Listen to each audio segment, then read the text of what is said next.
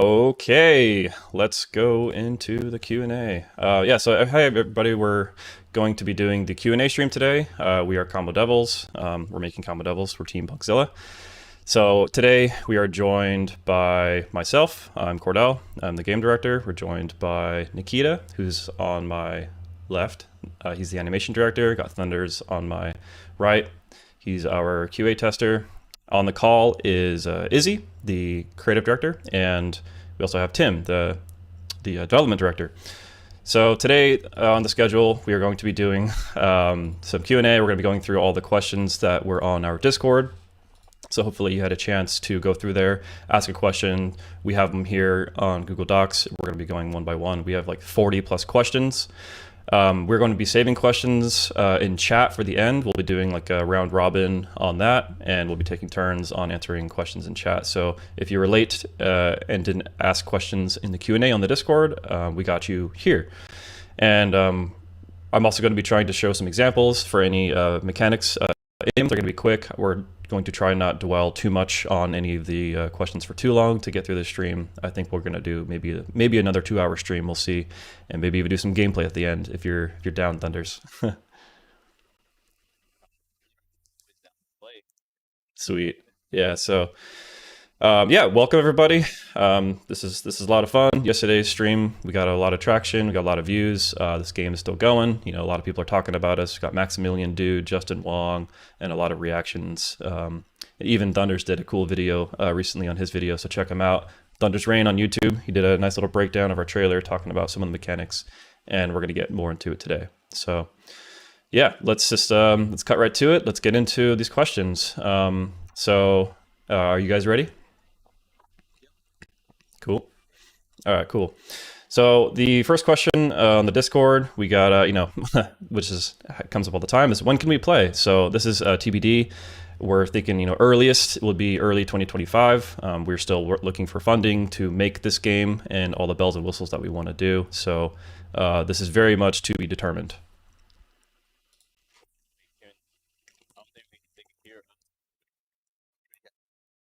Wait, really? Oh, hey, look at that. Okay, hold up. Gotta fix that. So, yeah, maybe I need to like fix something. I don't know what's going on here. Do I? All right, hold up, everybody. Sorry, this is happening every so often. So, yeah, yep. Second day. So your volume's up and your volume's up. Oh, your volume's down? Do you hear it? Is it picking up?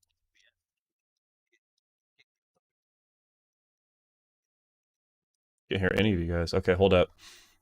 It's all right. It's the second time streaming. Stuff is meant to break. Application audio. Guest voices, add voices. Okay. Try speaking now. I can't see the thing. Hold up.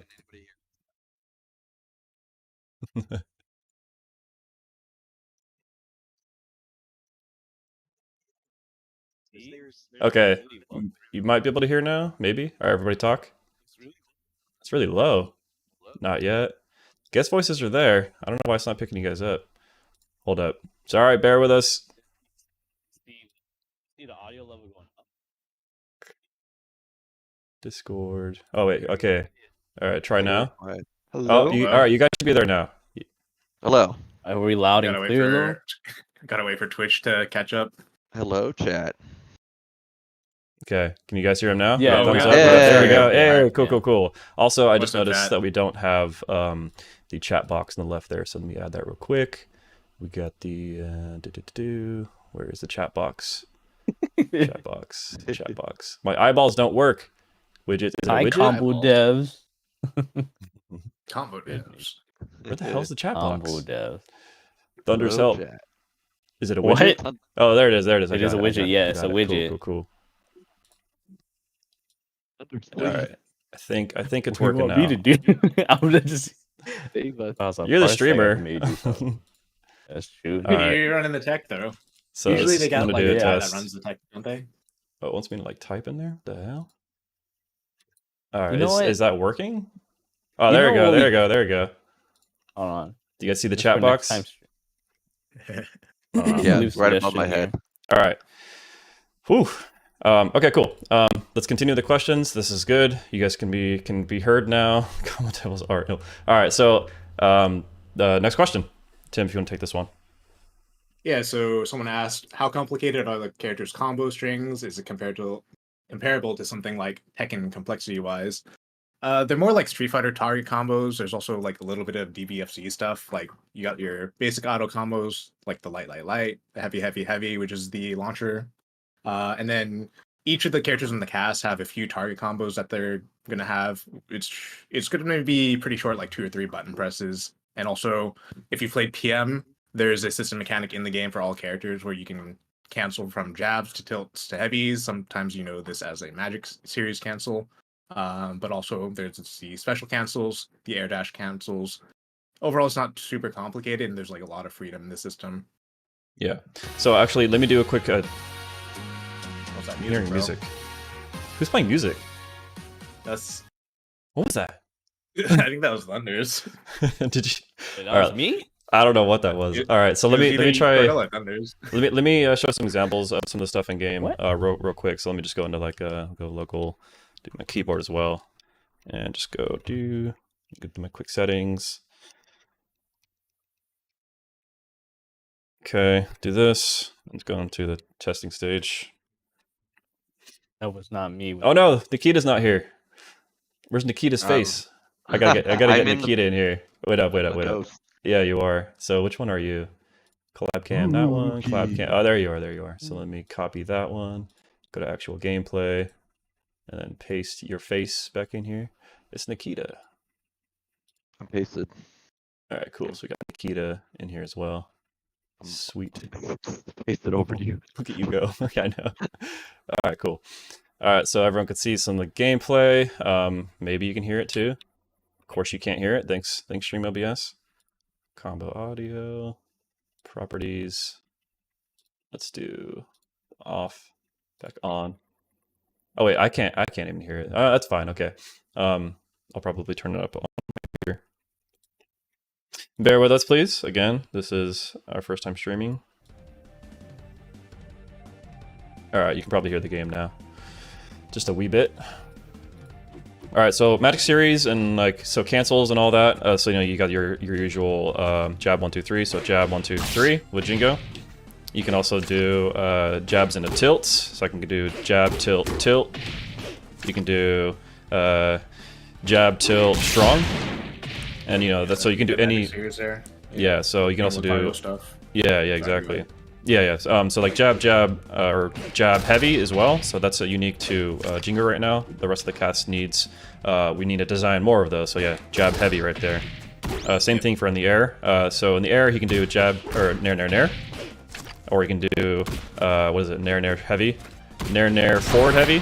That's a kill move. And then we also have nair nair down heavy as well with these. And all of these are special cancelable as well. So jab into forward special. You could do jab jab or jab jab down special, jab down special, or jab forward special, nair nair flash up into whatever. So yeah, plenty of combo variation there to have fun with. So yeah, there's a lot of creativity in how you can play this game. Let me add something real quick. Can you guys hear me? Yeah. Yeah. So one of the big deviations from traditional platform fighters is certain your normals or your lights and your tilts typically do not have any knockback growth on them, and if they do, their growth stops growing at 100 psi. So what that means is, for the most part, your Gatling combos are going to be pretty guaranteed, but you can still DI out, and yeah, so there's a little bit of predictability as far as how the functions, how the hitbox or the attacks function. Yeah, there was like a bit of difficulty designing a lot of the combos early on because hits weren't like as consistent. You had to basically have like tiers of combos that you do based off of percentage, which made it really difficult to kind of have that moment to moment like decision making based off of the other person's PSI. Yeah. All right. You guys ready for the next question? Yep. All right, let's go back to this transition. Pause this as well. Okay, cool. Is this Q&A? Oh, why is it showing the gameplay? That's weird. Should be showing the gameplay. Should be showing. What's going on here? There we go. Okay, cool. I see. I just had Alt Tab. All right, so this one's for Izzy. Question is, tell us about walls. Are walls legal? Are there brand new options with walls? Aside of techs, wall jumps, how are things like infinites, absurd corner pressure, and contentious teching Cave of Life being prevented? So for the wall system in our game, we did a... Neko says it's the wrong screen. Maybe he's Yeah. behind on it. But I'll just the keep right talking screen anyway. down. Oh, it's fine now. Okay. Yeah, so the wall system is something that is pretty... It took a lot of time to iterate upon to make it feel right. I think there was, a pretty significant time in our development where we didn't think it was possible, but we just kept on trying to... we looked at every situation and tried to come up with like a, almost like a traditional fighting game answer to how to make it not, kind of ridiculous, right? Try to make it kind of fair. So there's a lot of mechanics designed around walls to make them viable on stages, but we have the philosophy of, the players will determine if the walls are competitive, but we're going to do our best to try to make the walls fun and play either way. And they're meant to be legal, but if it's determined that, it's probably better to not have them, then, that's kind of up to the competitive scene to figure that out. But we're going to try our best to make them, fun and as competitive as possible. But one of the big things for walls in our game is wall climb and wall jumps and wall clings are a universal mechanic. So every character in the game can tap a wall, can wall climb, can wall jump, and has wall stamina. And you see there, Jingo's wall stamina is depleting, so you can't do that forever. And another big thing about our wall system is that you get your recovery back. You get all your air options back when you tap the wall. So, but when you run out of stamina, you no longer get that. So that means that if you go off stage and you have a wall fight, you just have to keep in mind like, hey, I can't do this forever. So it adds tension to the wall play, but you can't do that forever. Another concern with walls in platform fighters is wall infinites.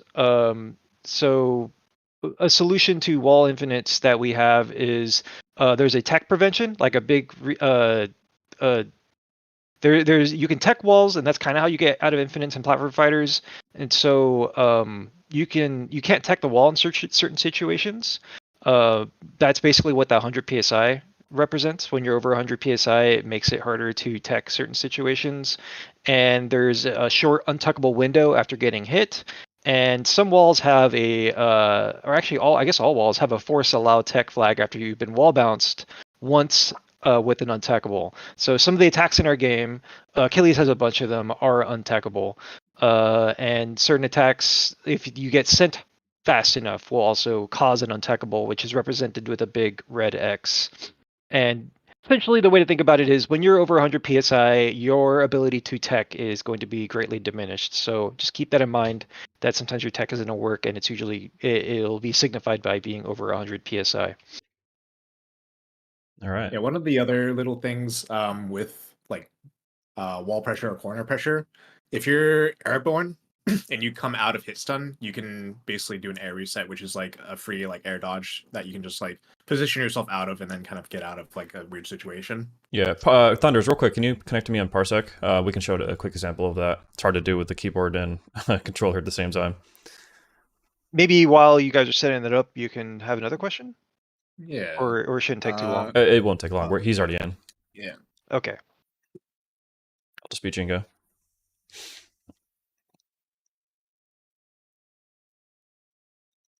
All right, so we're talking about the wall reset thing, or the air reset. So here, if he does, do like the launcher on me, and then I'll just do an air reset out. So this is me buffering. Launcher? Yeah, launcher.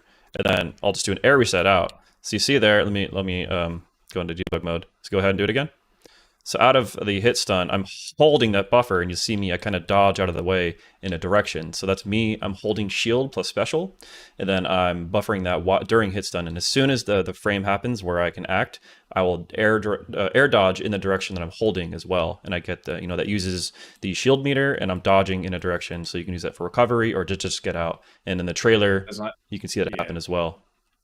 It doesn't use shield meter when you're coming out of hit stun. So normally if you just do a raw, show them like the raw air dodge. Oh yeah. So that's shield special so in the air. Yep. Normally that input does a 1-bar iframe dodge, which is similar to the one that's in Brawl, I believe. And when you're coming out of hit stun, you can have an 8-way kind of direction with that dodge, and it doesn't cost meter. Yeah. All right, cool. Next question. I'll tab back into here. Cool. This one's for Tim. Yeah. Are there going to be offline bot matches, and what will their quality be like? There will be an offline versus CPU option. We have AI for enemies in place, but their behavior is like something that we have to plan out and flesh out. We're going to do our best to make them human-like instead of just input reading cheaters. We're going to program like a lot of the behavior for these things. We're going to try and make it so that if you're a beginner who wants to play online or trying to get used to the game, you'll be able to play these bots and then kind of get a feel for how playing another real person is going to be like. Yeah. All right, this one's for me. What will the single player experience be like? Will it value good CPU enemy AIs for people who prefer offline or are only able to consistently play offline? So we're planning to do the single player mode to be styled after like a beat 'em up kind of game. So like Turtles in Time or like Streets of Rage. We're gonna try to make the CPU enemies as good as like the mode that's replayable for people who prefer to play this mode or over like the other versus mode. The peak difficulty will be something like Omega Rugal from KOF 15. So yeah, we want to have these CPUs just be good on and offline. That way you guys can lab things as much as you want. This is Nikita. Yeah. So for this next one, will there be a wholly offline version of the game we can play from home? What's the timeline for it if yes? So for like most things, I think we're aiming for 2025 sometime. A lot of it's TBD because of the funding situation, but that's kind of like the goal we're aiming for. Go next one. Will all modes be online? Will I be able to play the roguelite mode, minigames, training mode online with my friends? So yeah, the whole thing is designed for like a couch co-op. It can be done online or offline. Like we referenced a lot of Ember Knights for this, and the minigames and training mode will be online as well, of course, too. So we want to have a good balance between online and offline play for our game. So yeah, this is Thunders. Is B? Yeah, dude. What's the buffer system going to be like? So right now there's a 5-frame input buffer, similar to like how traditional fighters are, like Street Fighter. And having 5 frames feels just right. It's like you're not gonna get like accidental like inputs that you didn't want. I feel like when you compare it to like games like Ultimate, we have like a 9-frame window. Sometimes you do have like those accidents happen. So yeah, Combo Devils, I think they nailed it with the 5-frame window for buffers, and I don't know, it just feels just right. You could there's some hard combos to do, but they are definitely not as bad to do if you could just kind of mash for it a little bit. You time your mashes to hit like some difficult combos like Connie's down tilt, back tilt. I know people they struggle with that when they tried the game out in person, but once I told them like you could just kind of mash for it, and then end up getting it just like that. Mm-hmm. And we also need to balance a lot of stuff like that too. Like that might be a little too lenient, or not as lenient as we would like it to. So we just need to balance something like that if it is too hard. But we're not trying to make the game too easy. Get good is definitely a thing that we like to say. Yeah. I think one of the big complaints when we were talking about input buffer, a lot of people hate the Smash 4 10-frame input buffer with like the Ultimate 9-frame input buffer. So having it kind of in the middle where a lot of these other competitive fighters are at 5 seems pretty solid. Mm-hmm. All right, next question. This is for Tim. Yeah, so will the game have combo trials? We will have combo trials. There's a lot of set knockback moves, and we can give you these consistent combo trials where the CPU isn't like trying to DI. I don't know how useful they're going to be in like a real fight because of DI, but for the most part, we can give you those combo trials to like practice out. Yeah, like the combo trials, finally did it in Street Fighter, and I'm practicing them right now. They do get really hard, so I do assume our game will have something similar, and I don't think it'll be as hard for sure. Because when I was doing the Street Fighter 6 ones, yeah, I was having a lot of trouble, but I'm getting better the more and more I do it. But I think you'll have a better time in our game. This is some Thundy. Lord Thunders. How do grabs work? So, you know, they're like how they are in traditional fighters, where it's just used for like for positioning and make your opponent have to guess on wake up on what you're going to be doing. And of course, you're going to have like the traditional 4 different throws like there are in platform fighters. You have your forward throw, back throw, down throw, and up. And all of them, they work about the same, but down throw is like more for tech chasing. You want to keep them closer to you, and forward and back is just to get them further away, and up is kind of a throw you do if you want to like kind of make a read on what they're going to do after. So like you do up throw, and you're going to try to predict that they're going to be just like air dodging this way. You kind of capitalize on that. Thunders, I got a And there's question for also you. what? So when you say they're for tech chasing and stuff, is this going to be like a Lucy Loud situation in As We Won? No. Of course not. Okay. It's not going to be That like okay. that meta kind of thing, right? No, Because tech we chasing in this had that game. for like we had that for like a good 15 minutes and then it went away. Yeah. Like Yeah. tech chasing in this game, it's like on wake up in this game, you're like very. So unlike other platform fighters, when on wake up you're like still vulnerable for a few frames. In this game, you're not at all.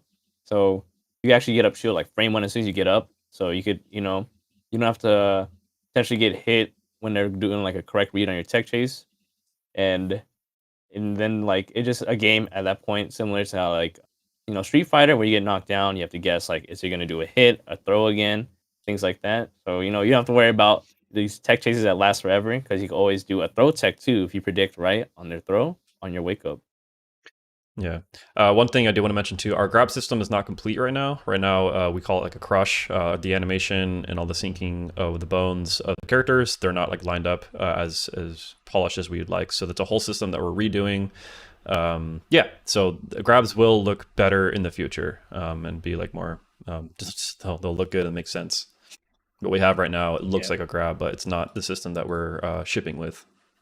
Yeah. I don't know if we need to get too deep in the weeds in it, but there's like an animation sync system that we just recently put together where like there's 2 actors and they're actually interacting with each other rather than like how it is right now where you get grabbed and then you're kind of the other person's in this canned animation and then just a follow-up hit. We have a proper animation like system thanks to our technical artist, technical animation artist Alex, who put that Bashoom. together for us recently. The DDD player from PM. You guys will see the proper animations for these throws in the near future. Yeah, so this is our current grab system. This is what it looks like. And when you grab, you can grab and throw in all directions. So that's up. That's behind. Oh shit. Let me let the Connie spawn real quick. You disconnected from Parsec. Yeah. No, that's all good. We have the I didn't know down. you still needed me. We have the down throw. So do down. And I think that's all of them. So I did up forward. I did up, right? And there are throw techs as well too. So if the other person's grabbing, or I think if they mash attack while I'm grabbing, we do a throw tech. Yeah. No, it's just throw. Throw. gotta- Yeah. Yeah, Okay. yeah. Yeah. And then so this system, like the sync system that Tim was just talking about. So if I do like Jinko's forward special, and we have this nice little linking of how that looks. So he's actually pouncing on Akani there, and like it looks polished there. So Yeah. our grabs will be something similar to that. So let me do that without the Do it one more time hitboxes. without the Yeah. So this is what that looks like.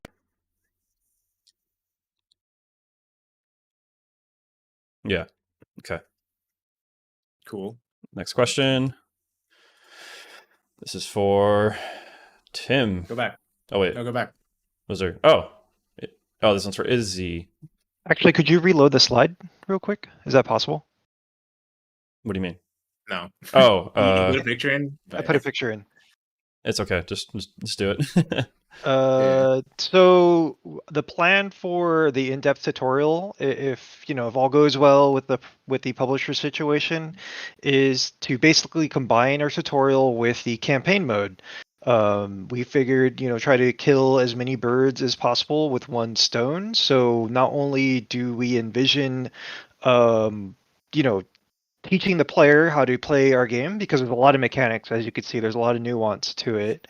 We also want to tell you guys about the lore and tell you guys about the character you chose to, why are they doing what they are doing? What is the stakes involved for what's going on in the world? And the plan is for the tutorial to be about hour and a half, and each level will be tailored around a specific theme that will have enemies and interactables that will teach you a specific mechanic. So we will be designing enemies that will, enforce or emphasize certain mechanics. So there will be, like little crabs with a helmet on, and the only way to get past that is to grab them and remove the helmet to expose their soft side, for example.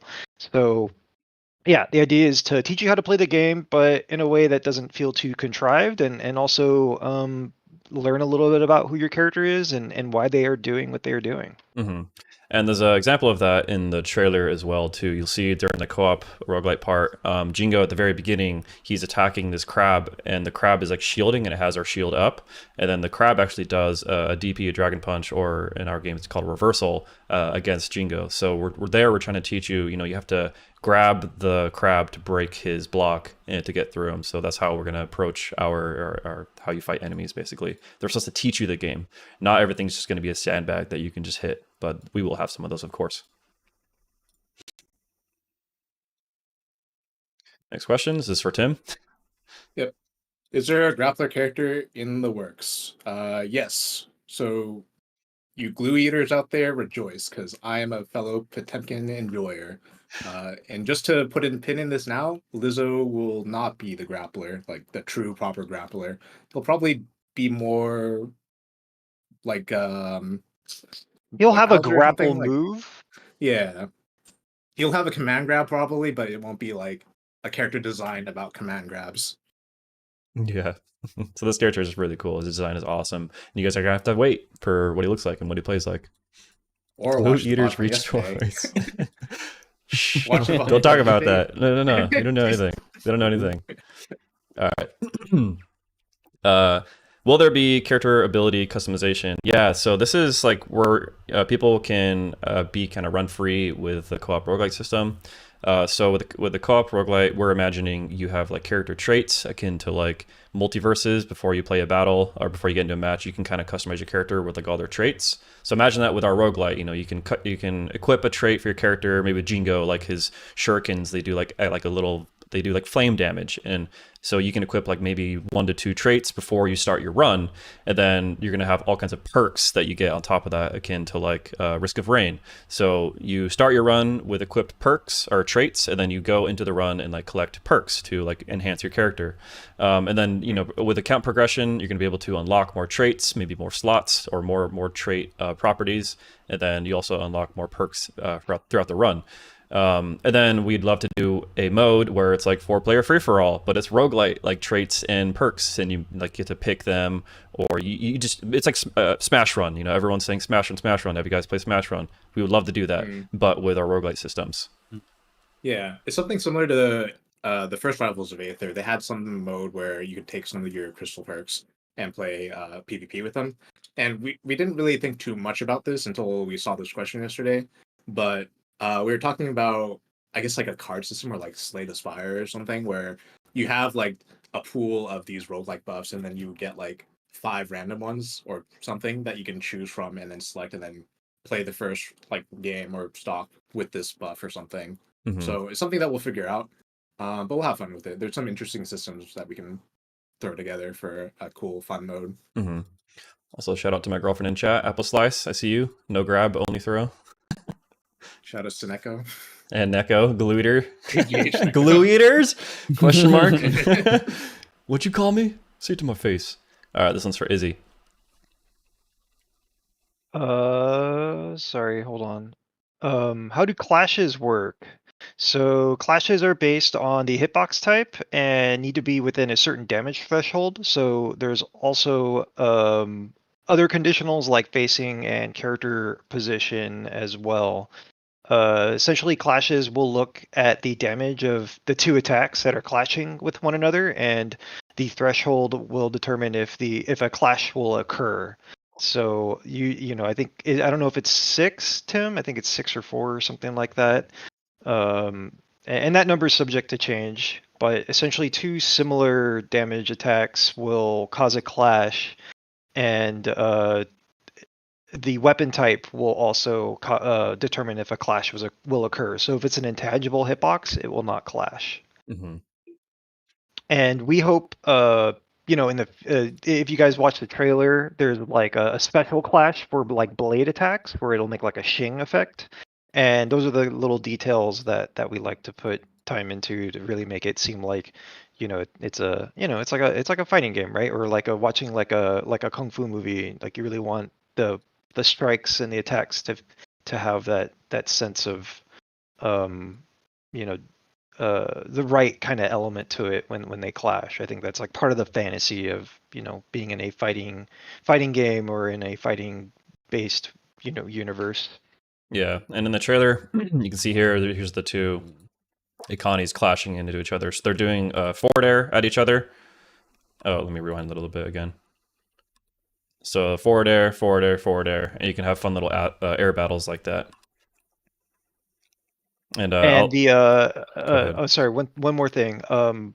You could technically keep clashing in midair, and because you do get a little bump of velocity upwards, so you could potentially have like midair clash battles.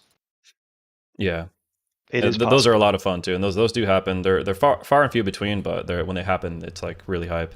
And this is for the co-op roguelite mode. What I was mentioning is at the very beginning, you can see Jingo here at the beginning. He's attacking this crab. The crab is shielding, and as soon as his combo drops, the crab does a DP out of shield and gets Jingo. And then so that's that enemy is teaching you, hey, grab me first to like flip me over onto my soft side, and then you can attack me. All right, next question. This is Parry's. All right, cool. This is for me and Tim. So right now, parries, they happen. There's a 7-frame window once you drop your shield. So you'll see here, I hold shield, and I'm going to press pause immediately. So I let go, I'm in pause. I'm going to frame advance. You're going to see it's going to enter this green state. So I have 1, 2, 3, 4, 5, 6, 7. And then on the 8th frame, it's gone. So right there, that is 7 frames of parry on shield release, just like ultimate. And same thing for for as soon as you get out. So I'm going to frame advance, and I'm going to press frame advance and punch. So I'm punching on the first frame outside of shield. You can see that there, but it takes 4 frames for the hit to actually come out. So that's how that works. Go ahead, Tim. Yeah, so there's no shield drop and lag. One of the things about the shield parry, if you do move or do an action while you have that green fading shield on, it's gonna cancel your parry frames. There's also a 12 or so frame window after you drop your shield before you can shield again, so you're locked out of it for a little bit, so you can't just like spam it to try and like get parries. You can do them while you don't have shield meter, which means like if you're in the red broken shield state, then you can still, your only defensive option at that point is just parry. Yeah, so here I can't do shield roll, I can't do DP or shield reversal out of here. I can't do an air dodge. I can't do some. Here's like air dodge is a shield plus special. I'm only doing an air dash here.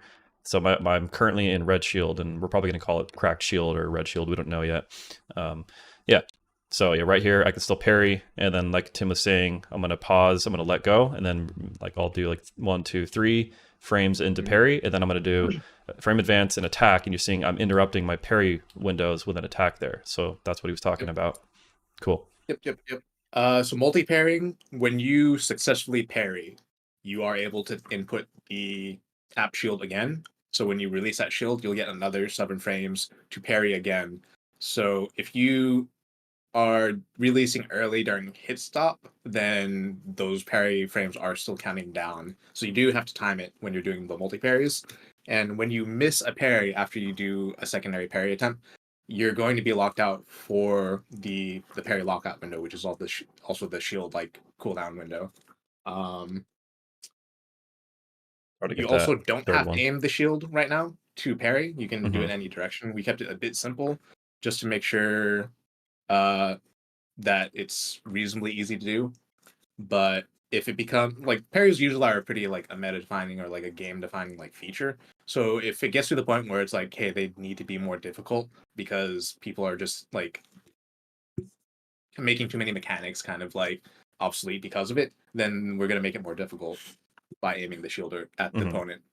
Yeah, and this is a really fun way for like shield poking too. You know, if you're aiming just slightly off, you can still get shield poked. If you're aiming the opposite way, you get shield poked. So you have to aim at where you're getting hit, and you want to aim at like the middle of where your opponent. Cool. That was actually a really fun one to like kind of demo. Mm. All right, let's go back to questions. Since How for do Tim. the digital controls work with regard to movement? So digital controls, your D-pad, or if you're on keyboard, or if you're setting your analog stick to digital mode, they require you to basically tap once to walk. If you tap twice, you will dash and go into a run. With your digital controls and also the analog controls, there isn't like too many variables that like are based off of the magnitude of the stick. So it's like if you're like slightly tilting it, then it just counts as like, hey, you're like tilting it. I'll go into And keyboard also, here just to kind of show that. yeah. So also the analog angles, they all snap to 8 directions. So it's just like an 8 direction like analog stick thing. Another thing that I think this question asked was with platform dropping, it's done by down on digital controls, or you can do also down and jump. I think a lot of people actually turn off the analog platform drop because they accidentally like fall through the platform when they're trying to do a down B or like a down tilt or something. So people turn that off and just use like down and jump to platform drop. But So this by is default, me. Go ahead. Sorry. by default, when you're not shielding, the platform drop is very similar to how it works in Melee. And then when you are shielding, since your analog controls are designed to focus on like the shield, you have to use the digital controls for platform dropping. Yeah, so this is me in digital. I can press down, down from shield. I can hold shield, press down and jump. I can let go of shield and just hold down at the same time and just kind of go through. So it's very simple to do. The easiest one to do is just hold down, press jump. And then you can do whatever out of that too. I'm not used to playing on keyboard, so yeah. All good. One more thing. So you guys have probably seen the Smash box. There's a lot of buttons on that. You could just use regular hitbox, which has the 4 directionals and 8 face buttons. This is like a 5-button game. You could just play like on a regular hitbox. And also with slow walk or crawl, that is done by doing diagonals. If you want to show them that. Oh yeah. So slow walk, this is doing diagonal. If I'm just holding full right without double pressing, it's a walk, and I'll double press left here, and I go into a run. So diagonal, diagonal, right, double right. For numerical notation, it's 1 and 3 for crawl, right, Tim? No, it's 3. It's just 3. Oh, Yeah. 1 and 3. Yeah. Yeah, 1 and 3. It's What the hell? 3. It's 3 or 1. Yeah. If you're an animated player. Yeah. One more thing. So dash dancing in digital controls. If you are dashing or running and then you hit the opposite direction, you don't have to double tap it. You will go the opposite direction. If you are running one direction and you hit the opposite direction, it'll dash the other way. Yeah. So this is me doing a dash dance with keyboard, just pressing left, right, left, right, left, right. Just works. And you can foxtrot still, which I don't know how to do on keyboard just yet. Moonwalk on keyboard. Oh god, okay. It's pretty hard I got to this. in general, though. How am I gonna moonwalk? All right, next question. Oh, I did it. Okay, cool. How do I press start on keyboard? Will, you did the controls. It's right enter or No. How do I press start? Numpad enter, I think. Numpad enter? Ah, there you go. Thank you. Okay. Whew. What if you don't have a numpad? I thought I was stuck, man. You're smoked. playing the game forever. All right, let's go to the next question. Let me mute the game. So pause. Oh, okay. Next question. This is for me and Nikita. So, will there be a character that feels like Smash Ultimate's Inkling or Project M's Diddy Kong? So this is a cool question because I actually don't play very much Ultimate. I've won a couple like local tournaments, nothing huge. People weren't even that good, so I kind of just took the prize and ran. But I do play Inkling in Ultimate. He's a really fun character. He just made a lot of sense to me. He's not usually the type of character I'd play, but I definitely want to use a lot of influences of Inkling inside of Shy, the character that I designed with the team. So he's going to have some moves similar to Inkling. He's not going to play 1-for-1. We're not trying to do that. We're not trying to make like a 1-for-1 spacey like Fox or something like that in our game. And then Shy is also going to have some like references to like Ness. He's not going to be like a double jump cancel character, we think, but we're still working on his move set for Shy. And Nikita, if you want to talk about DD a little bit. Yeah, DD I'm the leading the charge on DD for the design, and we'll work together on refining him. But there's like some elements that I played a little bit of Diddy Kong in Smash 4, but I'm not like a Diddy Kong player or anything like that. I wanted Diddy to have some kind of recovery move that's similar to how Diddy Kong has a charge move and then goes up. But I don't necessarily want to use like that exact move, like 1-for-1 or anything like that. It's just more of an inspiration. I'm also looking at other Project M characters for inspiration for DD, but I'm gonna like hold off on kind of getting into the weeds with that guy until we get more solidified information and the team kind of gets to review my thoughts on process on him. Yeah. And Will on the team and we're looking at Lucas in PM and like kind of his charge system as well too. It's really cool. So Shy might even have some influences from Lucas PM as well. Really cool character in that game. Just very stylish and like slow. And DD's he's gonna play like heavy, yeah. Yeah, he'll be like a bit heavier, but he's not like a heavy character like a Lizzo or something like that. But I want to play into the fact that he's wearing a big heavy suit.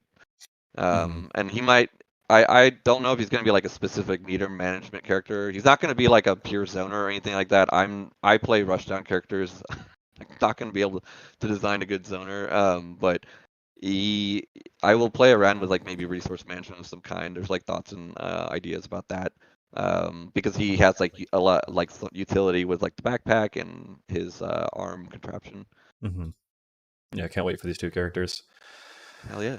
All right, this one's for Nikita. So the question is, how often will new characters be added? So really, we're depending on funding. So if we get that, we're planning post-launch content, which has a character season pass with a new character every like 1 to 2 months.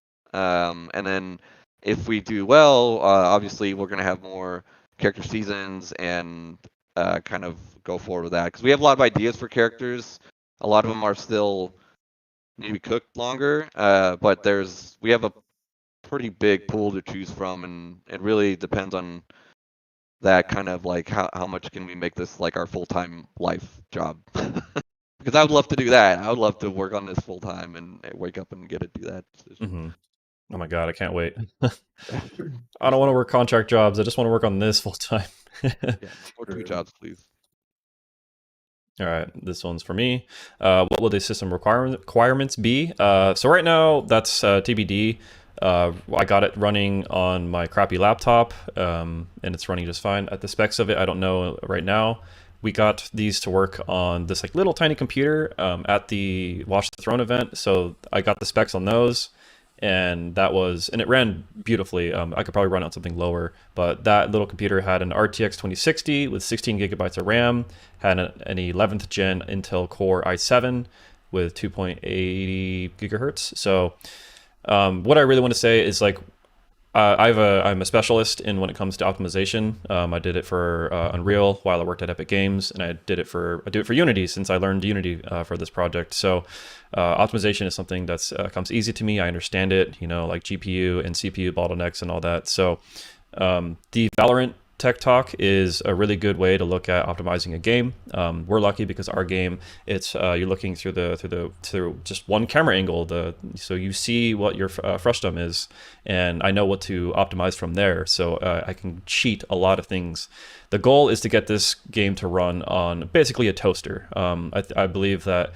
We all know that the fighting game community, they're not the richest people in the world. The melee people are still lugging around their giant, heavy old tube TVs, the CRT TVs, and like their old laptops or something. So I want someone to run our game on a really old laptop that has dust on it still, and like, oh, I wonder if this runs combo. I'm gonna try to get it to run on that thing. Because I know exactly what to do for that, and we have a lot more to optimize. So definitely, I'm gonna try to get this to work on like 15-year-old hardware at the most. Yeah. We're working with Tony, the tech artist, who is a former tech artist at Unity, who has helped us a lot with optimization, and he's going to help us get even further. And something else to note, we bring this around to a lot of events on the Steam Deck, which maybe that's higher spec or lower spec than the Watch the Throne computer. Probably higher. Might be higher, but yeah. That's something that we have run very well on. So, yeah. Yeah. So exactly. We love potatoes. We want to get this game to run on a potato, and we will. Valorant and StarCraft is a perfect example too. That game runs. That's one huge reason why people kept playing StarCraft, especially in like Asia, because they didn't upgrade their computers. They just kept playing StarCraft 1 because they didn't want to play StarCraft 2. So Nikita knows everything about that because he's the biggest StarCraft head in this chat.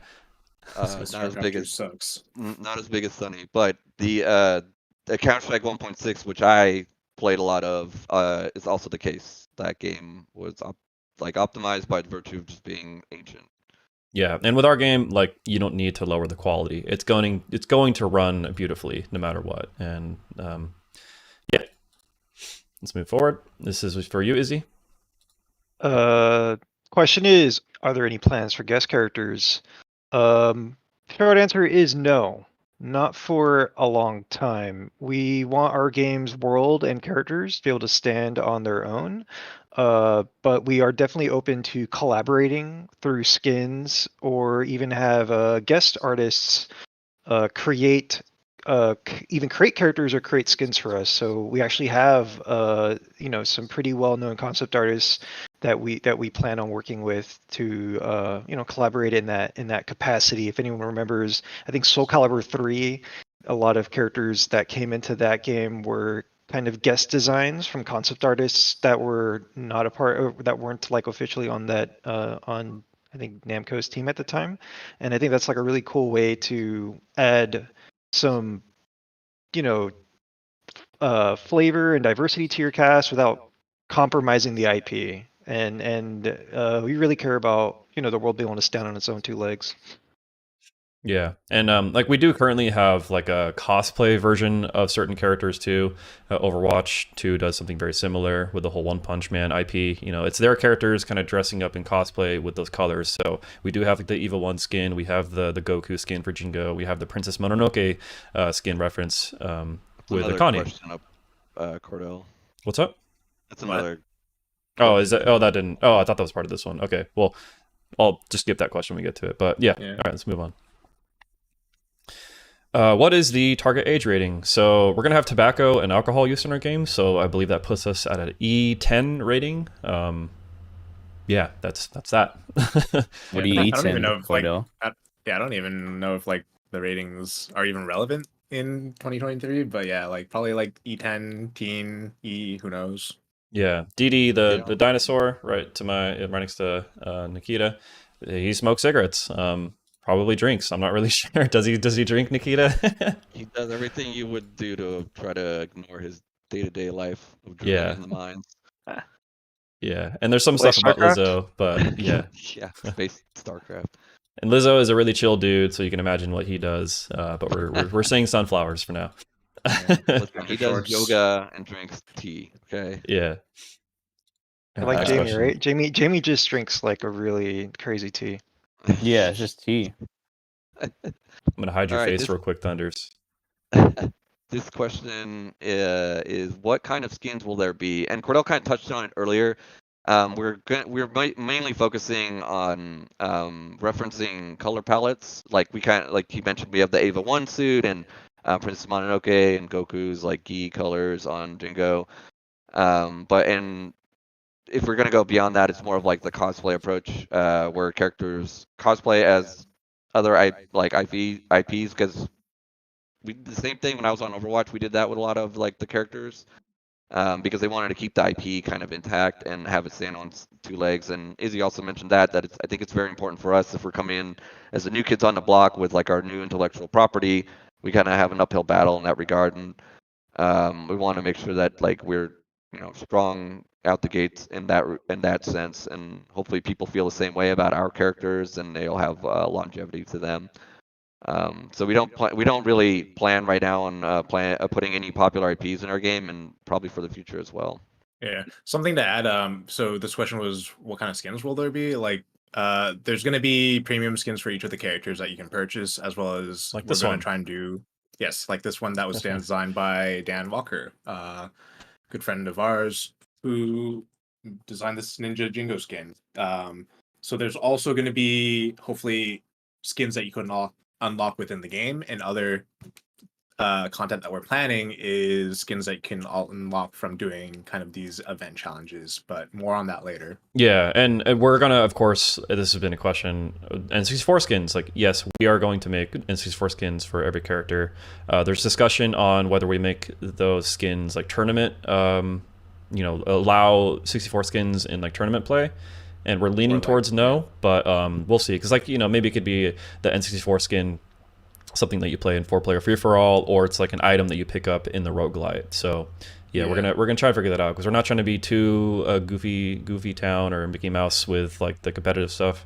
We do want the game to look sick at a high level. So I think having like the N64 skin in like a high tournament level, when someone's playing, and then you see this like really janky looking 64 skin during Evo, people might be like, what is this game? Bro? Yeah, so I don't know. Like I'm like, yes, let's do it. I don't care. But it's up to the rest of the team as well. Yeah, so in this situation, like if it is a skin, we're probably not going to be policing any tournaments for what can and can't be like used in tournament. If it's the cosmetic skin, something that we, as Cordell mentioned, are considering is if this is going to be like a Metal Mario item type thing where you get this item and it briefly turns you into the N64 version and it does some stuff, and that would be part of the party mode or the roguelike mode. So those are the couple of routes that we're thinking with the N64 skin specifically. Yeah. Sorry, are you not modded, Thunders, in Discord? He's modded in both. Oh, in Discord. Yeah. Oh, you are? Okay, cool. I am. Yeah, Streamlabs doesn't show your mod thing on there, I think. I don't know. Okay, next question. This one's for me, so excuse me. Will there be voice acting? What kind of auditions will there be if yes? So like, yeah, absolutely. We're going to have VO in the game. We want all the characters to say words and have like cool grunts and all that stuff. Right now we have Andrew Brewer and Jacob or Malakatak. There are sound effects people. They're doing the voice acting for Jingo, Achilles right now.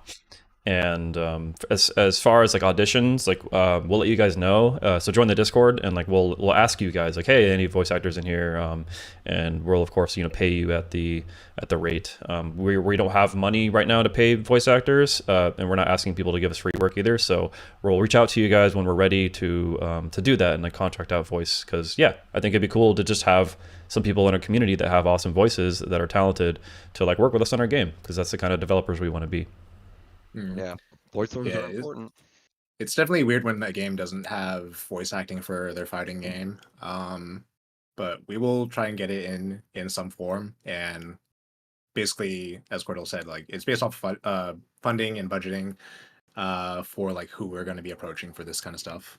Yeah, and one really cool example that like I want to kind of carry the torch with was when we were on PM.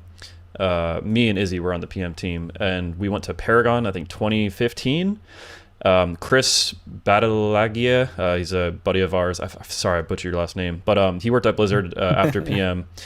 So Chris was the sound dude on PM, and at Paragon 2015, like we needed crowd chants for like Ivysaur, Charizard, and Squirtle, and I think Roy.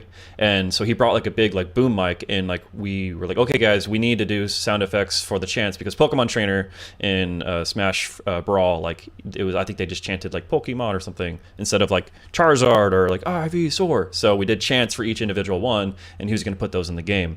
And like Roy's our boy, so like we had the crowd chant that, and we recorded that. We were going to put it in PM, and then we also, what happened after Paragon, PM was canceled. So yeah, I want to kind of carry that torch and have the community feel like they're part of this game. And like, I think one day when we do like the chants, we got to like reach out to you guys, and we'll do like a little session or something to do some chants, including the community. All right, Tim, this is yours. That'd be mad funny. Will this game have a Linux or Steam OS support at launch? Proton would be awesome. Yeah. We currently have a Linux build for my Steam Deck that we bring around, so we're probably going to have it at launch. Yep. Will there be a feature that lets you make your own custom colors? So right now, this is a bit of we need a lot of engineering support for this. Like, yes, I could create masking for you to do this and all this stuff, but it honestly just takes a lot of time. And right now, we don't plan to do that at the moment. It's just it's a lot of work, and for us to focus on that system, it doesn't make sense for us at the moment. So I'm not going to say yes or no right now. We'll see in the future. Nikita? Are there any plans for a console release? Yes. Definitely planning on doing console ports, but it is a funding thing, as it takes time and money to do said porting. But we're probably going to go with early access on PC and a full launch on consoles if we get funding and everything goes well, because we would love to be on every playable anything you can get your hands on for the future, because if people want to play the game, we want to provide that service for them. Yeah. See here, any plans for closed alphas or betas? So yeah, like yes, but details are going to come later. So we need to finish out the rollback implementation. We need to get on the Steam alpha and implement all of our backend stuff. So this is still TBD. Again, join the Discord. We're going to let you guys know. We don't know what that system looks like yet. This is all brand new. We just released 2 Fridays ago now, so this is all new to us. Izzy? Will you consider adding fan-designed characters? TBD, but we are considering a costume contest where people could submit like fan designs for alternate costumes, but we need to figure out the details for that. But as far as like a whole ass character, probably not anytime soon, because we have so many like in the pipeline planned. But cool idea is a cool idea. So if you have a cool idea, like we have a fan art channel, or we have a showcase channel where anyone can post fan art, and we've had people post like character ideas already. So you're welcome to and encouraged to participate and share whatever ideas you have. Yeah, I do actually want to show this really cool Mimi fan art that someone did in our chat. So Ultratech, can you guys see this? Ultratech did a fan art of one of our characters, Mimi, who's not really announced yet. But they crushed it on this. And people are posting fan art in our Discord a lot. So this is Ultratech here. And scroll down a little bit. Here's the original design that Izzy did. And I believe Michaela helped with this as well. So Michaela, if you're in chat, what up? And then we got these new ones too. These are so good. Oh my gosh. It's so wild and dynamic. I love it. Yeah. I get as the animator on this project, I get like a lot of inspiration from the drawings that either like mostly that Izzy does, but also Brian Mann, who's been helping out in more recent times. But sometimes we'll have like Daniel Walker do some drawings and everything, and they're just inspiration for me because I have a starting point. So it's really cool to see just the community. Yeah, this is the Jingo fan art. That's super cool. That's by Duck. We got this Achilles one. He's posted the reference in here, but that's pretty cool. We got this Jingo fan art. I love this one too. So that's by That's by Duck as well. Duck to 2 of them. Cool.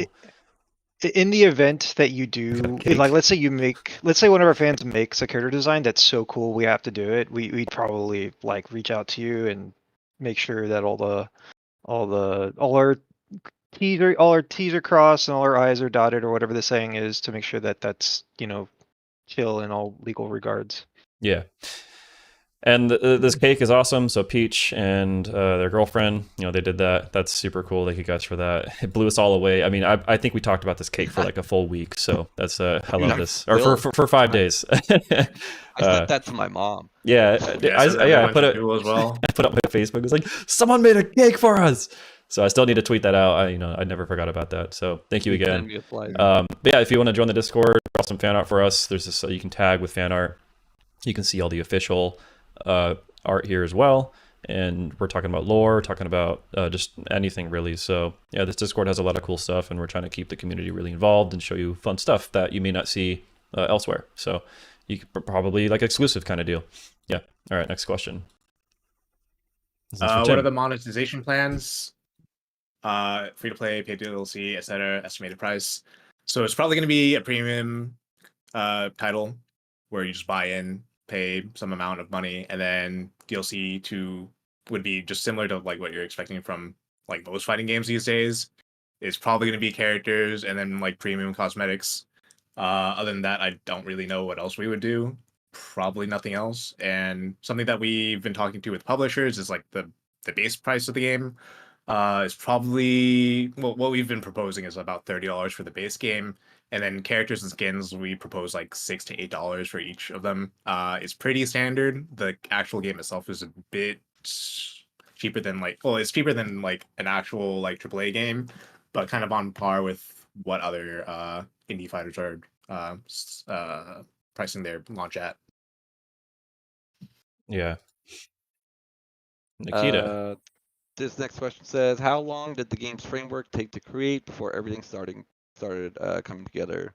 So like Cordell reached out to me sometime in like 2017, I think. Izzy did actually. I didn't know you at the time. Oh, yeah. No, that's right. Sorry, Izzy did, and then I got to know you through that. I don't know why. My brain. Because we're such good friends. You're like, oh, I reached out to you first. I'll take the credit, sure. We started around like that's when I kind of hopped on, and there was like some time up until maybe like 2021 where we were just kind of building the idea and putting together like the concept and like thoughts and everything behind it. But when COVID kind of became a thing and everybody went into lockdown, we all figured, well, we're stuck in home, we can't really go anywhere, so everybody just put the gas pedal down to the floor, and we started at that point like developing most of the content, and we had Tim also join around that time, who was able to kind of start building a lot of like the background engineering tasks, and the game started like shaping up, and we started having more meetings, and I think in the last 3-4 years it really kind of like came together, especially in this year and in the last like 4 months of this year. It's been oh my insane. god, yeah, these last 4 months has been a crunch. We've been working really hard to get that trailer done for Day of the Devs and Watch the Throne and have a playable build and have the soccer mode playable. Like it was a lot. I think you guys like finished 4-player mode like a day before. I think Tim and Will finished the 4-player free for all the day before. It was Tuesday. Day of the Devs. It was Tuesday. Yeah. Oh my gosh. The day before I flew out, I was like, all right, I'll just... Yeah. But we had been working on it on the side for a little while for the trailer. Yeah. We definitely had a lot of stuff in the works, but I think it's like one of those things that started coming together like at the and like end. We're at a spot now too when we do our QA sessions. We're doing hot fixes as we're playing. So like something will break, we'll fix it within a couple minutes. We'll do a new build, which takes 15 minutes, and then we play the new build and things are fixed. And I think Thunders, you can probably talk on that a little bit to like confirm that. No, he's gone. Cannot. Am I lying or no? Am I a big fat liar? You are a big fat truth. I'm out of here, man. Unsub. Don't wish list. Just to reiterate, So for the game's framework, it took about 2 or 3 years for the base game to like the code base to like get built up. and as well as like a lot of the dev tools, and then the identity that kind of makes it unique. It was about a year before it started coming together. So 2, 3 years, 3, 4 years, something like that. Hmm. Yeah, shout out to Will for being our architect overall, for bringing in the good feels of the game in the preliminary stages and continuing to adding everything on top of that for just the nuances of the game that everybody recognizes when they play. Yeah, and shout out to Will again, Schmooblidon in the chat, or Will's. He's also making his own games as an indie developer. He's got Entropoly that's out there on Steam right now. It's like $10 or something, probably on sale because of Steam stuff. But support him. Play his game as well too. You can feel the movement in his game. It's sick, and you can just play. The movement in his game is, you can trust that that's how our game feels too. And recursion's on the way. I guess it's worth adding that the characters themselves have been like in the works for quite a while. Like I'd say there's sketches of Jingo, Akani, and Achilles that date back to like 2021, 2020, 2019. Yeah. What? Some of them even for like DD. No, yeah, I thought 2015 or something. the first 6 characters you made in like 2017, 2018. 2021 was like all the other weird characters. Yeah, I guess. Oh yeah, I guess Weird it goes. characters. I mean, it's such a while. It's been a while, Yeah, but yeah, it goes a while back.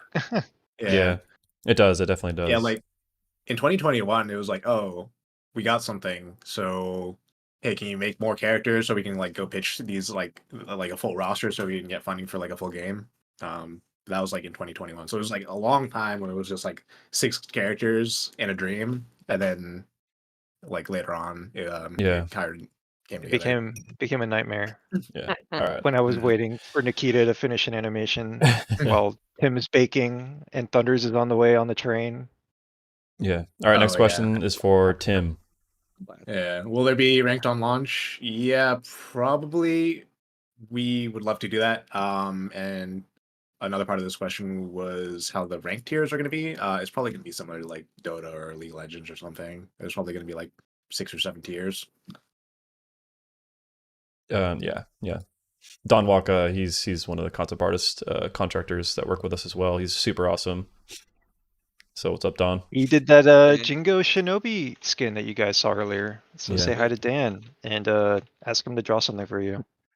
You have to pay him though. Yeah. Yeah, All right, yeah, so will there be Steam Workshop support? We'd love to, since a lot of us have been modders in the past. You know, I modded Fallout 3, modded PM with Izzy. Yeah, so like we would love to do this. It's all depending on the funding we get and like how popular the game is as well. We most likely won't have like a Steam workshop like when we launch. Honestly, it's just TBD. It's hard to say yes or no to this kind of question. I just want to say like we would love to do this. We support modding, so if anything, if we don't have modding right out the gate, Nexus mods, like we'd love to see that kind of style for our game. You know, do whatever you want. We're not going to stop you. This is for Nikita and Izzy. You want to start this one, Izzy? Yeah, so people wanted to know a little bit about Achilles and his backstory. So Achilles is a species of golem that we invented called the Vitruvians, and the Vitruvians are essentially like one of the oldest creatures on our planet, and they think they're better than everyone else because they're essentially immortal and incredibly powerful, and they can like sculpt their body down like literal body sculptors and stuff. And they used to like rule everything until the humans overthrew them. So now they live on a mountain somewhere, kind of looking down on all the people. And they hold these like gladiatorial games where Achilles participates in them. And for some reason, which we'll reveal later, he was exiled for choosing his dignity over petty politics. Yeah, that's pretty much sums it up. Like we will kind of be exploring the lore of the game as we go a bit more and more. We don't want to just spill the beans on everything. We want to save some stuff for right moments in time of like showcasing it, and just know that we think a lot about the aspect of the world because it drives our decisions for everything in the game. But we'll have more of that in the Discord as time permits. Yeah, I do want to mention again too. We are going to answer more questions that have come through in the chats. Once we're done with this, I think we have like 7 or 10 more questions of these slides. We'll do a round robin of questions that have come through on the chat that our mods have gotten together. Hopefully, they have mods. Yeah, it's about 12 or 13 more. All right, so Pride Flag skins. Yeah, like we're a very loving team and community, and like we want people to express who they are in the game through like profiles, profile banners, and like flair. So we can maybe even do like the player 1 or player 2 thing that's about like the icon above your head when you're in game. Like maybe you can like attach like your flair color to that that people can use. Yeah, so like, shout out to my nephew that's in chat too. He's trans and I love him very much and he means everything to me. So of course we're gonna support the hell out of this kind of stuff and allow people to express themselves. Wish I had an uncle like Cordell. This one's for you, Nikita. Character plushies when? Look, man, if we get funding, they're Jingo, and I want Zochi plush. That's what I want. Yeah. We just need. I mean, I will try to make them myself. They'll be awful, but we'll see. Yeah, and this is Christina's question. Thanks, babe. I got you, Christina. Yeah. This is for Tim. Controls, question mark. Ability to bind neutral attack / special to a specific button like in multiverses. So you can do neutrals while moving. You can not do that in this game. You can customize a lot of your button inputs, but we also have like tilt stick and stuff for tilter heavies, but binding a separate button specifically for neutrals is something that we're probably not going to do. Yeah. All right, this one's for Thunders. For me, Mm-hmm. will there be a training mode? And if so, what kind of features can we expect? And yeah, there is already a training mode. You could turn on hitboxes to view, like, how big things are and if you're invincible or like what exactly is going on with the moves. And they're planning on also adding some more visibility for some frame data for some of the lab monsters out there. We already have Because, this. we as well, definitely too, have at the top yeah, there. you definitely have like, Street Fighter 6 to like look upon and reference on how good their training mode is, like where you could reset positions, you could do like anti-air training and things like that. So yeah, you definitely will they definitely will implement some of that into combo devils for surely, right? Yeah. Of course. I am very into like just labbing stuff in Street Fighter and Guilty Gear and stuff. A lot of those tools we're gonna recreate in the game. We've also seen a lot of videos where mod versions of like Ultimate's training mode, where you can like customize how the CPU is gonna do their DI and stuff like that. That's something we'll also introduce in a proper training mode. Yeah. What- All right, let's go to the next question. Will we have some sort of character spotlight / tutorials leading to the release of the game? I think it's a good idea. I think it would be awesome to have like a little highlights or something, or like teases of new characters, or just like showcasing moves. We already have an awesome not only replay system but camera system that the team developed in the game that it would be perfect for showcasing something like that. And it'll give like a little bit of but we want to like get things squared away into what we feel confident about before we just start throwing things out there, so you guys can kind of get a better sense of what we're doing, because our process in creating stuff, and especially characters, a lot of ideas get thrown out and a lot of ideas get pushed in, and then they also get reworded a lot, and we have to like test things in game. So there's like a lot that goes into a character before we just kind of showcase them to everybody. But yeah, there's definitely an idea that I think is like worth looking into and something we'll probably explore. Yeah, expect that type of content to come out probably along the 6 months to launch. So as we ramp up to the release, that content will come out. Defensive mechanics. Which mid-combo defensive mechanics will be present? Platform fighters, classics like DI or SDI, or more traditional FGC options like defensive bursts and combo breakers, or both. So we have DI. We do not have SDI. There's no bursts, no combo breakers. For like defensive mechanics, we have our unique shield, which allows you to do the shield roll, shield reversal, which is the DP, shield parry. So the stuff that we've kind of showed already when we were talking about the parry. So yeah, no bursts, no combo breakers. If you get hit, you get hit. Yeah.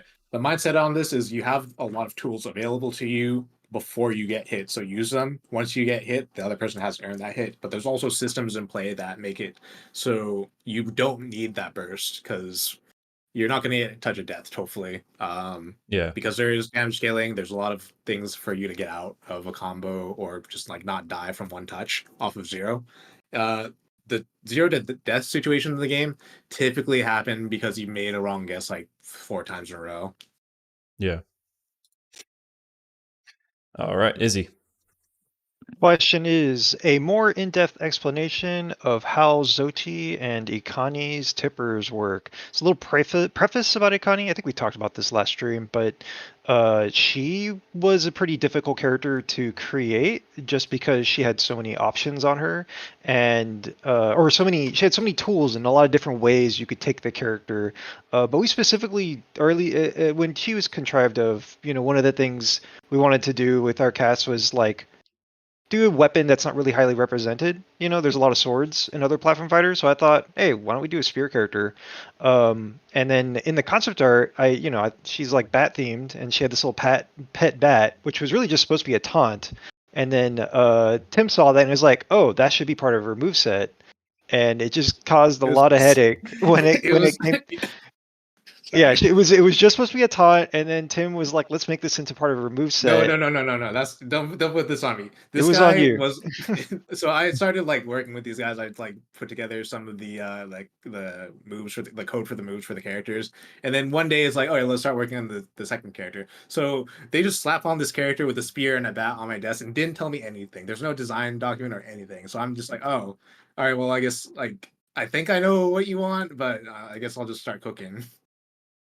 Anyways, But, after much iteration, I think we've come to a pretty good setup for how all her mechanics work, and she's pretty complicated compared to other platform fighter characters, but I think once you get a hang of how our systems work, they actually blend together really well. So Zochi is a versatile companion that acts as a projectile, a trap, and if you spend meter, it becomes a finishing attack.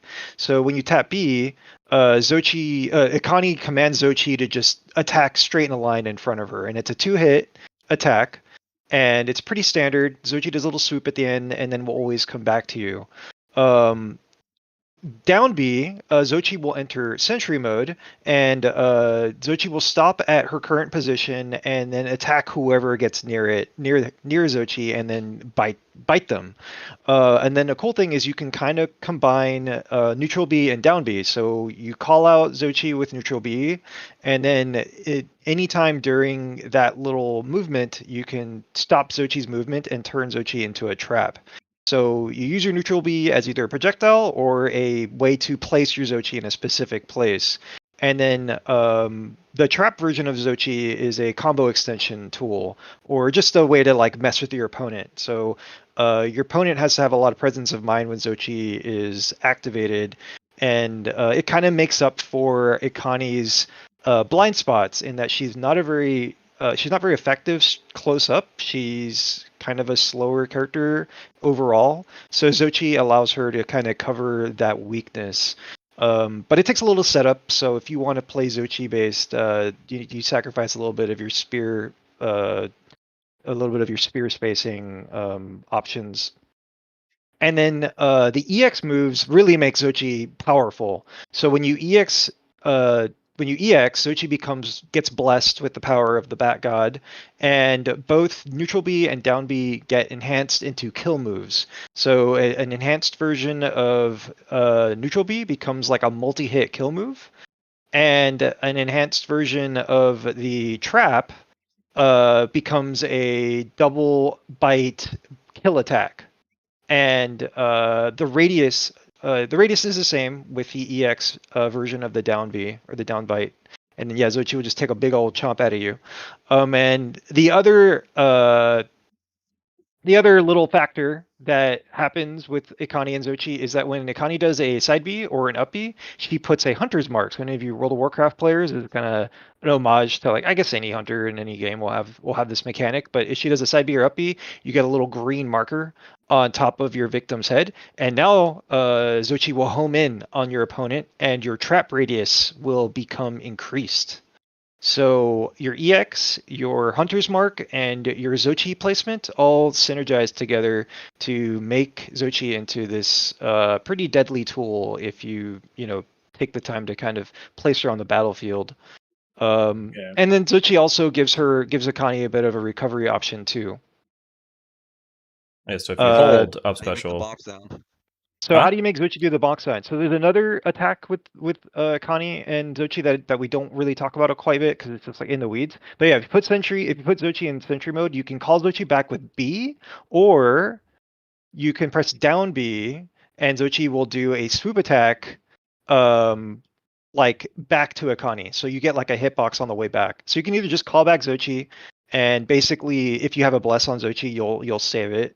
Or you can down B again, and then Zochi will do a little swoop attack back to Akane and will bonk anyone on the way.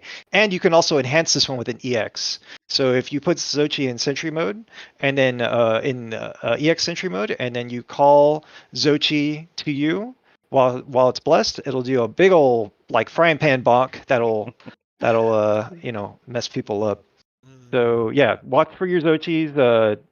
My favorite thing during that Watch the Throne event was batter up. So definitely batter up. Watch out for Zochi. It'll bite your chins and mess you up.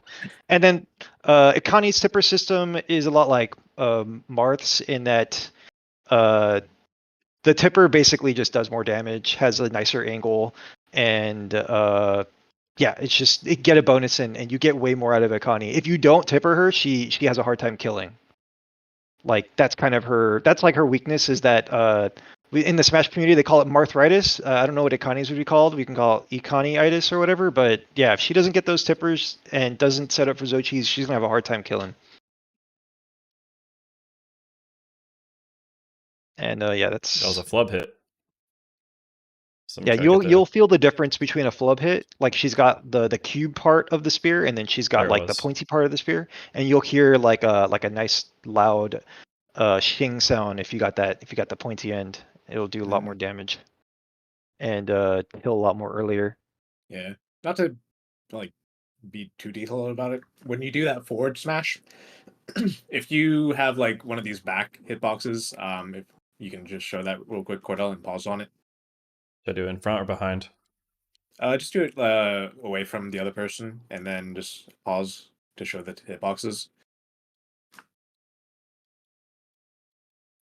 All right, so pause right there. Oh shit! Sorry. So you see that there's two hitboxes. There's the tipper hitbox and the red hitbox. The tipper being the blue one. The red one has a higher priority than the blue one. So if you're in the middle, that is the hitbox that's going to take effect first, and it's not going to be a tipper hit. So it needs to be clean with just the tip. Right. Yeah, that's another big part of like the way her tipper system works is you can't be too close or you don't get the tip. So you have to space for the tip attack. Yeah. And these hitboxes will be finessed as we tune the game and get more high-level players playing the game. Yeah. That's everything. Yeah. Oh, up special puts tipper on. Side special puts tipper on. Or the mark. Is there anything else that puts the mark on? Like you're like these neutral ones don't really do it. Like you can't put mark on. Side specials. It's just side B and up just specials. Yeah, you can't get the mark with that. Show them up B, I guess. The spear specials put the mark on it, and it also changes your spear a different color. If you turn off the hitboxes, you'll be able to see the emission change. Oh yeah. Unless it doesn't work on different skins because I didn't activate it. I don't think it works right now. Yeah. All right. Okay. Let's move on to the next question. We talked about a lot of it's skin to skin, I think. Yeah, I think so too. So cool. Yeah. Let's go to the next question. Music. Will there be any original tracks in the gameplay showing? So currently, all of our music is original. So our music right now is done by Andrew Brewer. We got Brad Hagman and Robert Carpe. So they've done all the music in the game so far, and we're going to be making a lot more music. I'll be posting 3 of our original tracks, the polished ones that are finished, on the YouTube soon. So you'll see those. They're pretty sick. So shout out to those guys. Again, that is Andrew Brewer, Brad Hagman, and Robert Carpe. Tim, this is yours. Oh yeah. Input moves, like classic motion inputs. How many and how prominent will the input moves be, if any? So right now, the supers are just not standard, but like they're motion inputs. So Ikani and Jingo use a strive super, which is an up circle back and forward and attack, and then Achilles, which is a ground only super, is double quarter circle forward and attack. So right now, those are the only input moves are supers. Every other input is pretty much what you would expect from a Smash game, where it's direction and a button. We will probably try out putting more input moves for things like, for example, the grappler character, his command grab will probably be a side B, but if you do like a pop buster motion, it'll do like a special version of it. Mm-hmm. But that's TBD. We haven't implemented it yet, and we'll be testing those things out, but we will probably put in more to try them out. All right. We got 3 more questions, then we'll get into some chat questions as well. So this one's for me and Tim. So scrapped or changed systems. What are some core system designs that got scrapped or fundamentally altered throughout the development, and why? So we... When we started to get actual gameplay and the game was starting to become fun, we were messing around a lot with our air dashes, our flash steps. So we had, at one time, we had 2 flash step cancels in the air. We used to have homing flash steps where when you did a flash step cancel, you would home, like automatically home toward your opponent to like kind of continue your combo string. So those were incredibly overpowered, and it was just, we didn't want to do that with our game. Ikani, her entire moveset was basically redesigned. Jingo was redone like 3 times. One of those including was his old school model. His very first model we made was didn't look so great, so we redid the way he looked in the game. A lot of Jingo's moveset was redone as well. Like his recovery used to be like this hot air balloon recovery, where he held onto this like hot air balloon, which kind of lifted up. But we may bring that back in some sort of item system, or the roguelite, or as like a super recovery, you know. So we're gonna try and bring that back. Yeah, there were a lot of systems that got reworked and like iterated over the course of the years.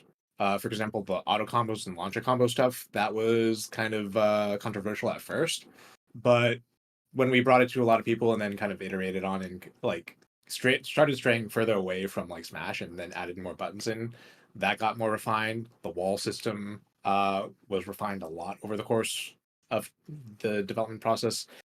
A lot of the core systems that got scrapped and removed were more like character specific mechanics, and the systems that did get removed, we can't, like, I barely remember stuff I did like a week ago. So when you ask me things about, or like that we've done, or ask any of us like of stuff we've done like 2 or 3 years ago, we probably don't remember. Yeah, I remember the excruciating part of just redoing the art over and over and over until it looked good. Coming over from Unreal Engine to Unity was a mess, and even still, it's really hard to make art in that engine. Unreal's a lot easier to make art look pretty in. So yeah. Next question. This is for Tim. Yeah.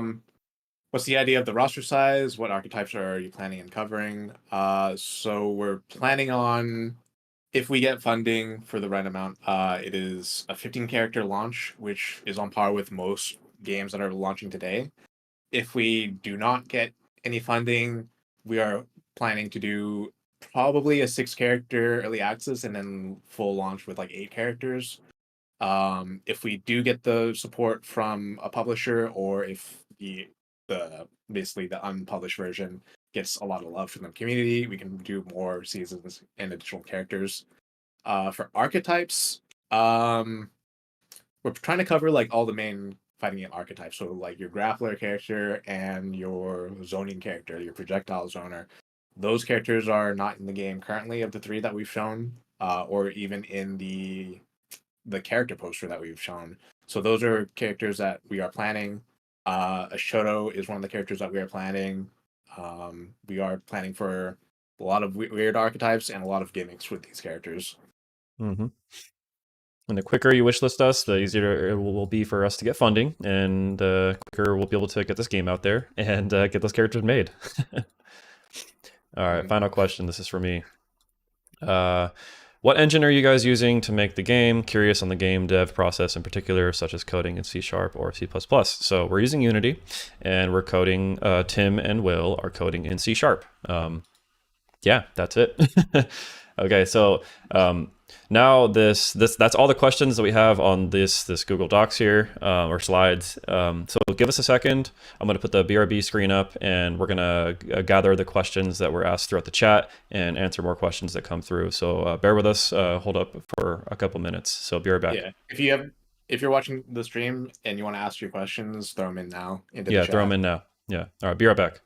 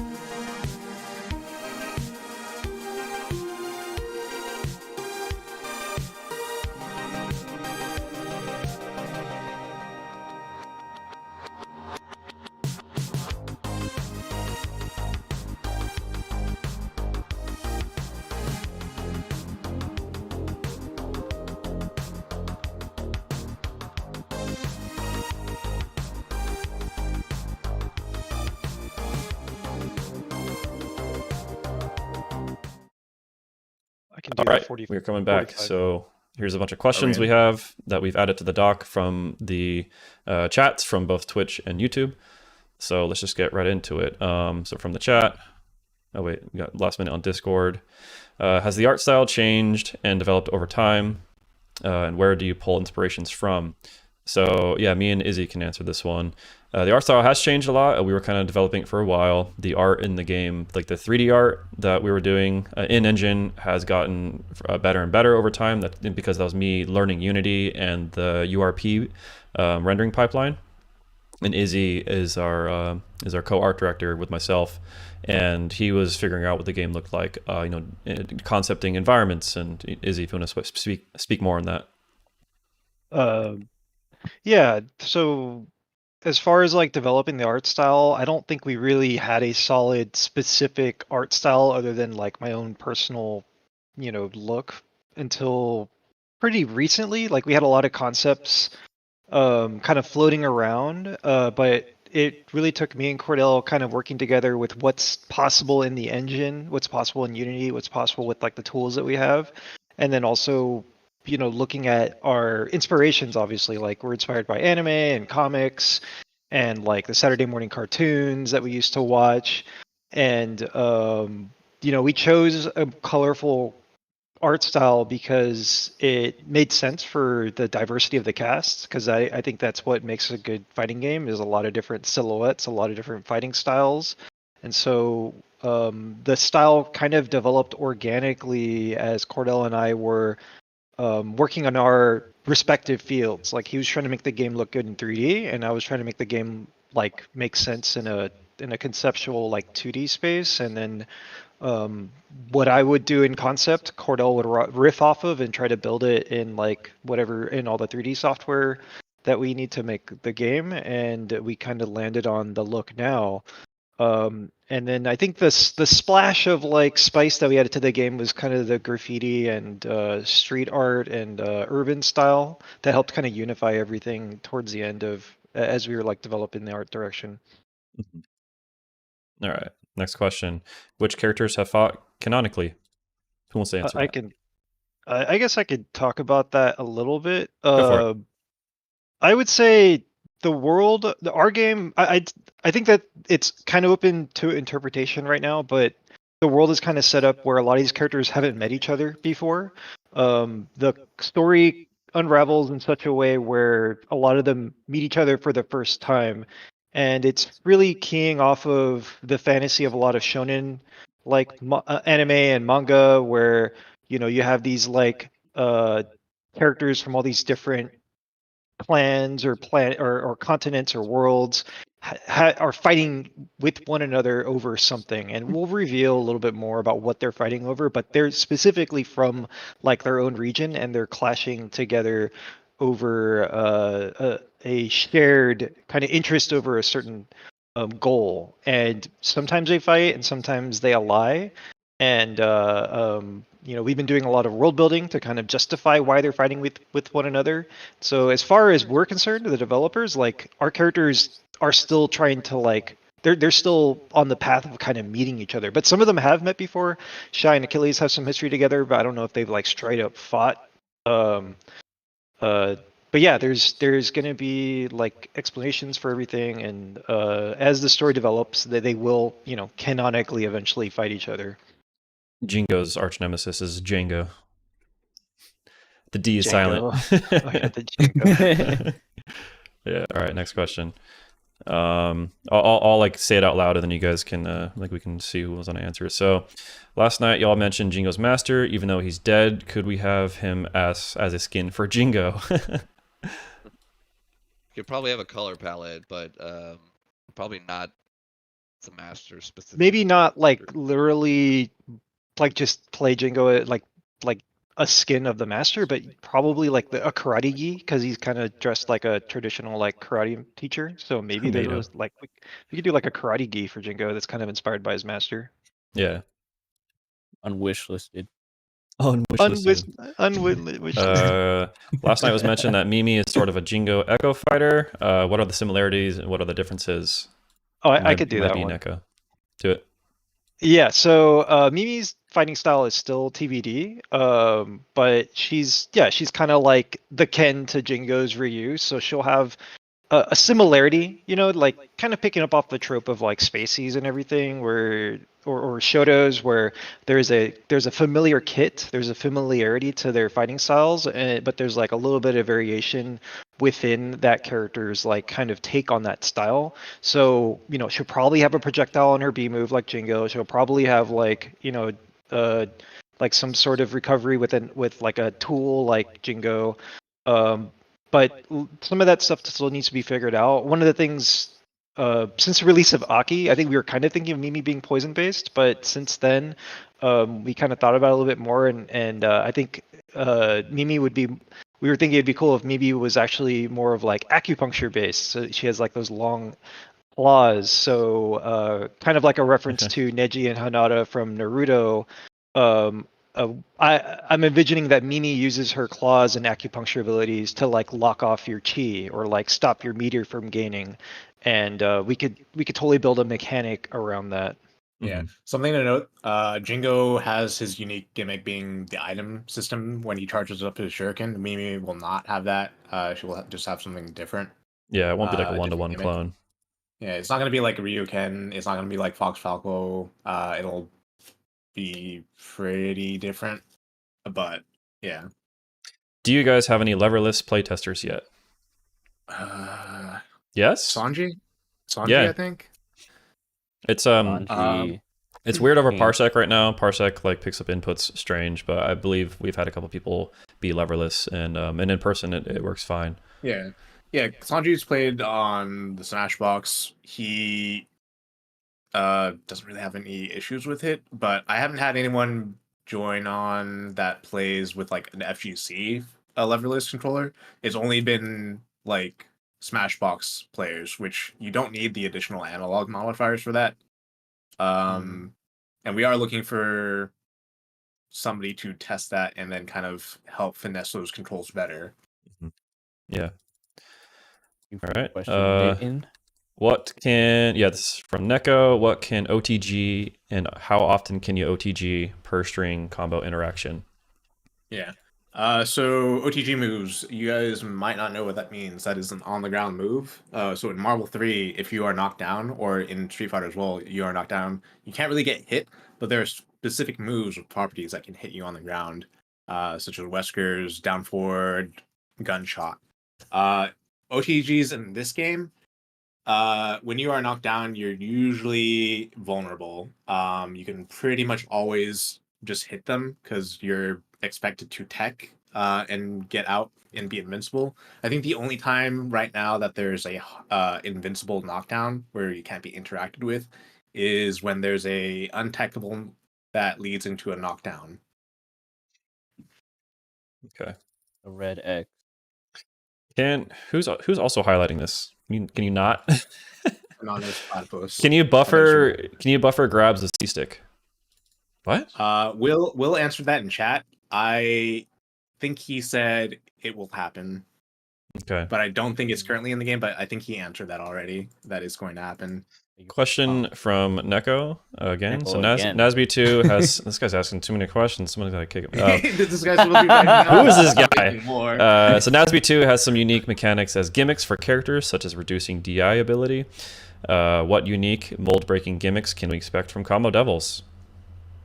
You want to talk about Achilles? Why are you asking hard questions, man? We're dumb. Echo. We don't know how to answer these. Mold-breaking gimmicks. So each of the characters have a defense modifier which alters the amount of damage they take from hits.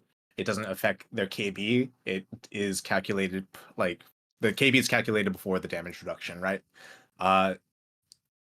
With Achilles, for example, his counter, whenever you land or successfully pose with a counter, he gets a stack which improves his damage modifier, so he gets tankier and takes less damage. Stuff like that is kind of what you can expect. I don't have a big reference for like Nasby2 gimmicks. Maybe Thunders can give us a little more on that, but Thunders gimmicks loves with Nasby2. Let's get into it. So the characters like Plankton, when he hits you with his sauce, it actually makes you slower and you can't DI. Your DI is less.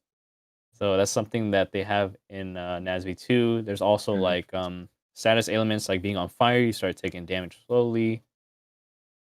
And there's also like poison, I believe. You could get poisoned. That's only like in the campaign. Yeah, I guess you can expect like most of the characters will have something that's interesting about them to make them distinct. There probably will be like a handful of characters that are more simple. But yeah. All right. Have y'all tried doing a Kickstarter? Since you already have Maximilian Dude and Justin Wong's attention, I think it'll definitely help with funding for the game. Yeah, I mean, we don't know at the moment. Kickstarter could be a really good or a bad thing. I think we saw with Rivals 2. It's been a really good thing. And honestly, Kickstarter, it would be helpful, but it's not going to fund the entire game for us. It can get us going as for a little bit, but we do we need full funding. So we'll do a Kickstarter if it makes sense. We'll do like a coffee if it makes sense for you guys to support us. But right now, the biggest thing you can do to help us is just wishlist the game and share it with your friends and get them to wishlist it too. The Steam algorithm, just talking about it on YouTube, sharing the link around. The algorithm really helps. So yeah, that's what you can do to help us right now. And maybe we'll do a Kickstarter later, because if we get $1 million just like Rivals 2, yeah, that'll help us. But taxes and all that stuff, yeah, it helps, but doesn't help as much as you think. Yeah. And to double, sorry, what were you gonna say? I was just gonna say, I wanted to add the Kickstarter. Doing the whole process is a lot of work, and we do want to spend most of our time on dev time specifically, because that gets us farther. Yeah, and to also add, we have not in the past done any kind of like funding or crowdfunding. We have not received money from anyone. Everything's just been out of pocket. Yeah, we've only put like a few $1,000s of our own money into the game. It's in 5 digits now. It's probably over 10,000 total from all of our for sure. Yeah. Like so each of us not 5 digits, but like as a collective, like with the lawyer stuff and then the contractors, it's definitely like legal things. Yeah, legal stuff is expensive. Lawyers are expensive. All right. Earlier, digital controls were mentioned. For anyone who knows this answer, what is your answer to SOCD? I have no idea what that is. So Neko asked this again. Oh, Neko! Way too many questions. And also he has in chat, the next question is for capital TIM Kappa. So, all right. If you want to know, I'm going to answer. SOCD stands for simultaneous opposing cardinal directions, which is kind of an interesting subject in the FGC right now. But when you press 2 different directions at the same time, what does it do? To answer that, if you're on a keyboard and using digital controls, it is neutral. That is what SOCD does for a digital control. But with pad, for example, you have your analog stick and your D-pad, right? So those two directions, those two axes are just added together to do the angling magnitude for directions. Does that answer your question, Neko? You question asker. Semi-finalist asked, is there a meter management character? Is there? Yeah, all of them. All of them. Yeah, manage that EX bar, man, and your shield bar. Yeah, you got to manage all kinds of stuff. You got 3 meters to manage. In terms of Like character moveset stuff, like meter management, like a specific thing to them. I mean, funny enough, There's like me, that's planned. yeah, I mean, me and Nikita were talking about like this is like a blue sky idea for DD, like because DD is based around like electricity. You can see right there to my right or my left, DD has like a little like Tesla coil thing backpack. Like, what if he like did like every wave dash, he builds like a little like static meter and like he can discharge that or something. So we have ideas like that. That's not canon, by the way. Like, don't quote me on that, but we would love to have like some meter management characters. Yeah, definitely considering ideas. Yeah. This one is from Oblivion PMA, Tag Team LOL. How much roguelite elements is in this game? It's going to be our flagship mode. We are trying to make a co-op roguelite mode that is both online and offline, couch co-op, offline and online. So yeah, and we also want to do like a free-for-all roguelite mode where you can like pick perks and just fight each other, kind of like Smash Run. So that's what we want to do. We believe that that'll help us reach past the fighting game community. You know, we're not making just a fighting game. We're trying to make like a fun game that you can play with someone that's not really good at fighters, that get discouraged because they're not good and they don't want to get their butt kicked. So that's going to be what we're really working on with this game. So it's a fighting game, but really we're making a co-op roguelike game that just has the side-scrolling beat-em-up mode, roguelite. Question from Don Waka. Can you, also what's up, Don? Can you maybe talk about unused crazy ideas for characters? Oh, I got one for you. Do you remember the original Ikani EX neutral B, the Zoji bomb? Oh, yes. So Fireball. Oh, it's Ikani, like Fireball. yeah, there's a lot of stuff that we scrapped. Connie was broken. For She was. for mainly Ikani, not Connie. I wouldn't say it's scrapped, but we have I have a bad habit of designing characters that would kill Nikita, like actually cause him to die, because of like the different parts that involve. Like I was thinking of having like a pet character, like a character that has a pet that you kind of control, like a puppet character, like way more involved than Zochi. Like Zochi is like pretty simple compared to like what I'm imagining. But nothing's really off the table at this point. There's a lot of ideas. Like as long as it's a cool character and it's a cool fighting style and people want it, like we want to eventually get to it. So Yeah. if it's unused, but it's like a character we like, it's probably just because we're eventually gonna get to it. Mhm. Yeah, that was gonna say a lot of the ideas aren't used right now because we haven't got a chance to use them. Yeah, we could honestly talk about that for hours. So let's move on. Another one from Neko, of course. Earlier, SBMM was mentioned. How are you planning on handling rage quitters? ELO, right, hell. so yesterday, I didn't know what SPMM was. I thought it was like Smash Bros. Smash Bros. Matchmaking? Something. So it's skill-based Skill-based matchmaking. matchmaking. Skill-based People abbreviate it matchmaking. like that. Okay. Yeah, so like ranks, right? How are you handling rage quitters? ELOL. I guess we yellow flag their account, red flag their account when they have a very high disconnect rate or a port rate or whatever. And then they will have to probably be in a queue specifically for those people. Something like that. Yeah. Peach mentioned earlier, like, oh, are you guys going to have taunts like in Rocket League where it's like, nice save or like calculated? We're going to try and reduce the amount of salt that people can do. You can already crouch a lot to do teabagging. You can taunt, and I think that's more than enough. I'm just buffering my super. Yeah, exactly. I'm just buffering my super. What? Don't rage quit. I'm just buffering super. Tactical. All right, so this one's from Oblivion PMA once more. So this is, anyone have any idea of what the Game Pass cost will be? That's a good question. It's like the character pass, right? Yeah. The season 1. Yeah. It's probably $25 or something. I think it's like $6 or so a character, and then like 4 or 5 characters if we were able to do one. So a discounted rate would be about $25 for a season pass. I don't know if there's like another Game Pass thing that you're talking about, but for a character pass or a season pass, that's how much it would be. Yeah. There won't be like a pass for like playing online ranked or anything like that. So there's no Game Pass for that kind of thing or subscription fees.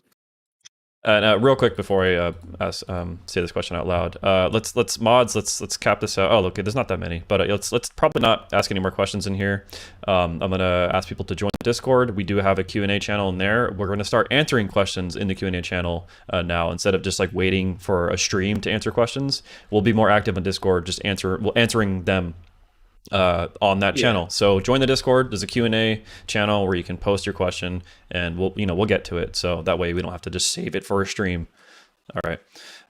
Next question from Richie Daripa Redux. Can we get a taunt for petting Zochi, please? Good question. Very important. So, nice timing. Nice timing. Yeah, I mean, go for it. Yeah, so in regards to taunts, I want to create taunts that are like quick ones that you could just like kind of taunt, like something that doesn't put you in a state or anything like that, and maybe taunts that like loop, and then we can have like more involved taunts that like use Ikani to pet Zochi, but taunts are also something we've like talked about having as monetization in the future as well, because we want to give everybody like good base taunts, but I also want people to be expressive. And then I like animating taunts, and it's a form of expression for me, and getting to really kind of give the attitude of the characters through that process. So that could be something that we can look into, or just like unlocking taunts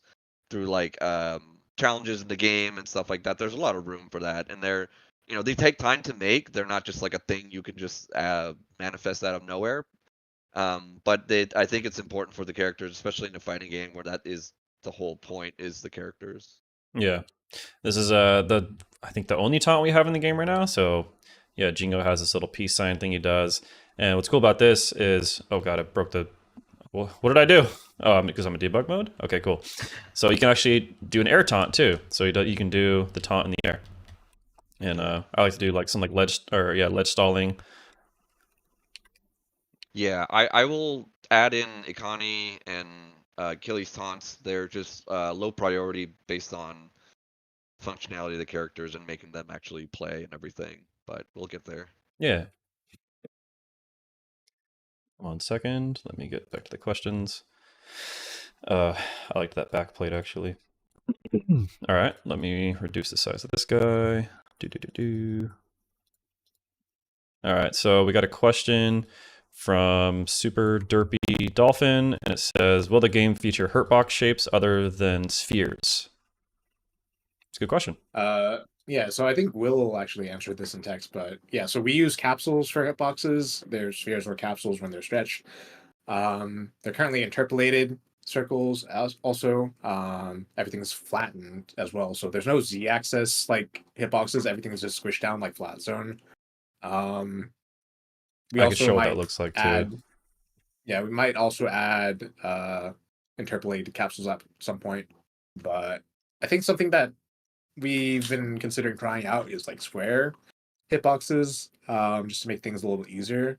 Mhm. But I think if a game like Marvel 3 can make everything work with like hitboxes that are spheres and interpolated circles, then we can probably just keep doing that. Like that's the standard for Marvel 3 and the standard for Smash games. So probably not other shapes than spheres and capsules.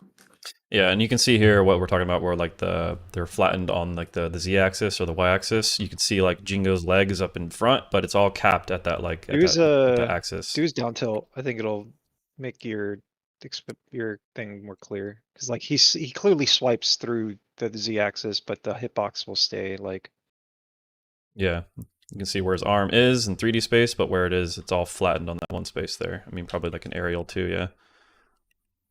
You can see his arm is off there, and that just makes things a lot more accurate. You're not going to get that weird 3D space with like Yoshi grab in Melee, where he kind of like tilts his head off to the right, and his hitbox literally goes in that way. So that can't happen in our game. It sucks when that happens. Feature. Yeah, exactly. I appreciate this system because it allows me to do a maximum degenerate in animation and push the poses and everything while retaining like playability and gameplay. Exactly. That's a really good point. Is Nikita isn't restricted by anything. Next question from SJS Spectre. What race do the devs play in StarCraft? Nikita, you start because you're the biggest StarCraft head here. StarCraft Brood War, Zerg main. StarCraft 2 was in Terran. But as going back to Brood War, I probably play Terran again. But I'm too old and slow for that game. Yeah. I cannot compete. I played StarCraft early as a kid. I was a Protoss in Brood War, and I was a Protoss in StarCraft 2 as well. I didn't play very much StarCraft 2, but I just cheesed as much as I could. Cannon rush, Same here. You're Protoss too? Played Wings. No. I cheesed. Oh, okay. Of course. So, the yeah. cheesers. Yeah, dude. Because I only played with my friends, and you gotta style on, you gotta like do your proxy racks. I only played Wings of Liberty. I wasn't super into StarCraft. I played the campaign, and then they taught you how to play Terran. So when I played like against people, I played Terran. But yes, I like cheesing. I like being really scummy to my good friends. My friends were like much better, and I just wanted to cheese and win. Izzy, what did you play as in StarCraft if you played? I played custom map settings. What race did you play? I didn't really play the competitive aspect of it. Were you Zerg, Protoss, or Terran? I play whatever Um, race was on the custom map settings. You I play played that the one map that's like push wars, and you get money, and then you Yeah. send things, and they run at each other. Oh, There you God. go. I played tower Yeah. defense. Hey, Yeah, I did love the game's tower still around defense. Warcraft 2. Yeah. Played Well, tower Thunders, did you defense. play? I played Warcraft 3. That's what Okay. I played. You didn't play StarCraft? Never. Oh, how dare you. Never. I played the single player. I was more of an Age of Empires player. Yeah, that's a good true. one. I am excited for what Star Forge's like StarCraft successor, Stormfront, yeah. Stormfront. Yeah, thank you. All right. Next question from Duck FGC Duke. Will there be First classic round melee moves such as shine, knee, and rest? We do reference some of these things already, like the knee. Achilles has his forward air, which is like his headbutt. It's similar, it's got a sour spot, sweet spot. You got to get that. So a shine, maybe. We have things that are like a shine right now, but not really, not like a one frame kind of deal. But like me and Nikita were talking last night and throwing around ideas like, oh, what if DD the dinosaur had a shine, and for his down special? So. And a rest, maybe we'll reference characters when it feels right and if it makes sense. I'll speak to that a little bit. So those moves I think are specifically chosen because they're infamous for being pretty ridiculous, right? Like the shine is like a frame Melee moves, like the classic, like quintessential, like the ones that stand out. They're so strong. Yeah. Yeah, One frame the shine, man. The shine, Oh, yeah, broken. shine is like I don't know what frames out. I think iframe comes out on frame 0. I don't know what It's it frame is. one. It's frame one Yeah. iframes, and Yeah, it's frame one startup. And yeah, it's like meterless. So Yeah. it gives like Fox, who is like one of the fastest characters in the game, like basically the best out of shield option. And then knee is like also infamous because it's like kind of hard to land, but it like really it's not. really. I mean, yeah, with practice, you could definitely get it. But In it's melee, pretty it takes strong. practice. I think in it's TM really they hard, changed but it to it's harder like to what hit. 3 frames for Fox's shine, What? Fox and Falco, didn't they? Yeah, they changed it from No, like. they didn't. Who's They they? didn't change the frame data. They just changed it so there's no intangibility on the first frame. Is it still frame Oh, 1? okay. Yeah. Oh, It's no still way. frame Okay. one, yeah, it's Okay. TM. Yeah. So and then people are like. So here's, "Rah, rah, rah, rah." so here's what our system provides, though, and I think that's kind of a credit to our whole mission statement, which is a combination of traditional fighting games and platform fighters, is that we have EX. So with the EX system, we could totally have like broke moves like this because it's behind a meter. So with a resource they have to spend, we could conceivably add some moves kind of like this. I don't think they'd be quite as broken. And The spirit of it is kept intact, but like Yeah. they do not work always like 1-to-1. Like so with knee, for example, knee was basically 1-to-1 in the game for a period of time. It is way too powerful to exist in this game. Like melee moves, if you take them from melee and put them in this game, are like way stronger than anything else. So Achilles, his forward air, that was a knee, and because of how our combo system works, you just like kill people at like 60 because you got guaranteed knee setups, forward air setups with that. So we have to work around that with the systems that are in the game. So one of those systems that just got added was with the knee, you cannot get the true hit when you combo into it. It has to be a skill shot, so it has to be raw. Yeah. And so we're all these totally moves- going to make a wall of pain character that has a rest and all that stuff. It's totally no, we're not. Like I was like, what? We are? That's No. news to me. Well, I mean, we might have like a character that's kind of an homage to that, but yeah, not. we'll see. Yeah, It's not our like see. priority. We're not trying to like be like, oh my god, melee players, come play our game. Like we're gonna be the best. Like we're not trying to steal players for anything. People are forever gonna play melee. We just want to be a part in people's like game rotations. You're gonna play melee, then you're gonna play Rocket League, and then I don't know, Counter-Strike. Like if we can fit in their rotation, that'd be great. But we're trying to be bigger than that, than just a fighting game, and appeal to the casuals that want to play like the free for all mode or the roguelike. All right, so next question from Kid Gamer MSD. Going back to DLC stuff, when that happens, would you also occasionally release a free character alongside? Interesting question. Yeah, characters are pretty expensive to make. If it is financially like reasonable to do so, we'll definitely consider it. Or if it's like a sponsored character or something, where like because like these characters like the full 3D, full animated, a lot of people are working on this, and like they all have mortgages to pay. This is like a new studio as well. if we can release a free character, we will probably release a free character, but it's pretty It has to make unlikely. sense. Yeah, it just has to make Yeah. sense in the future. You know, like if not, a lot of people are playing it. I mean, we'll see. You know, hopefully a lot of people are playing it. And like, if it's doing well, like yes, we'll release some skins because like you guys are supporting us, we'll support you. Oh no, what is that?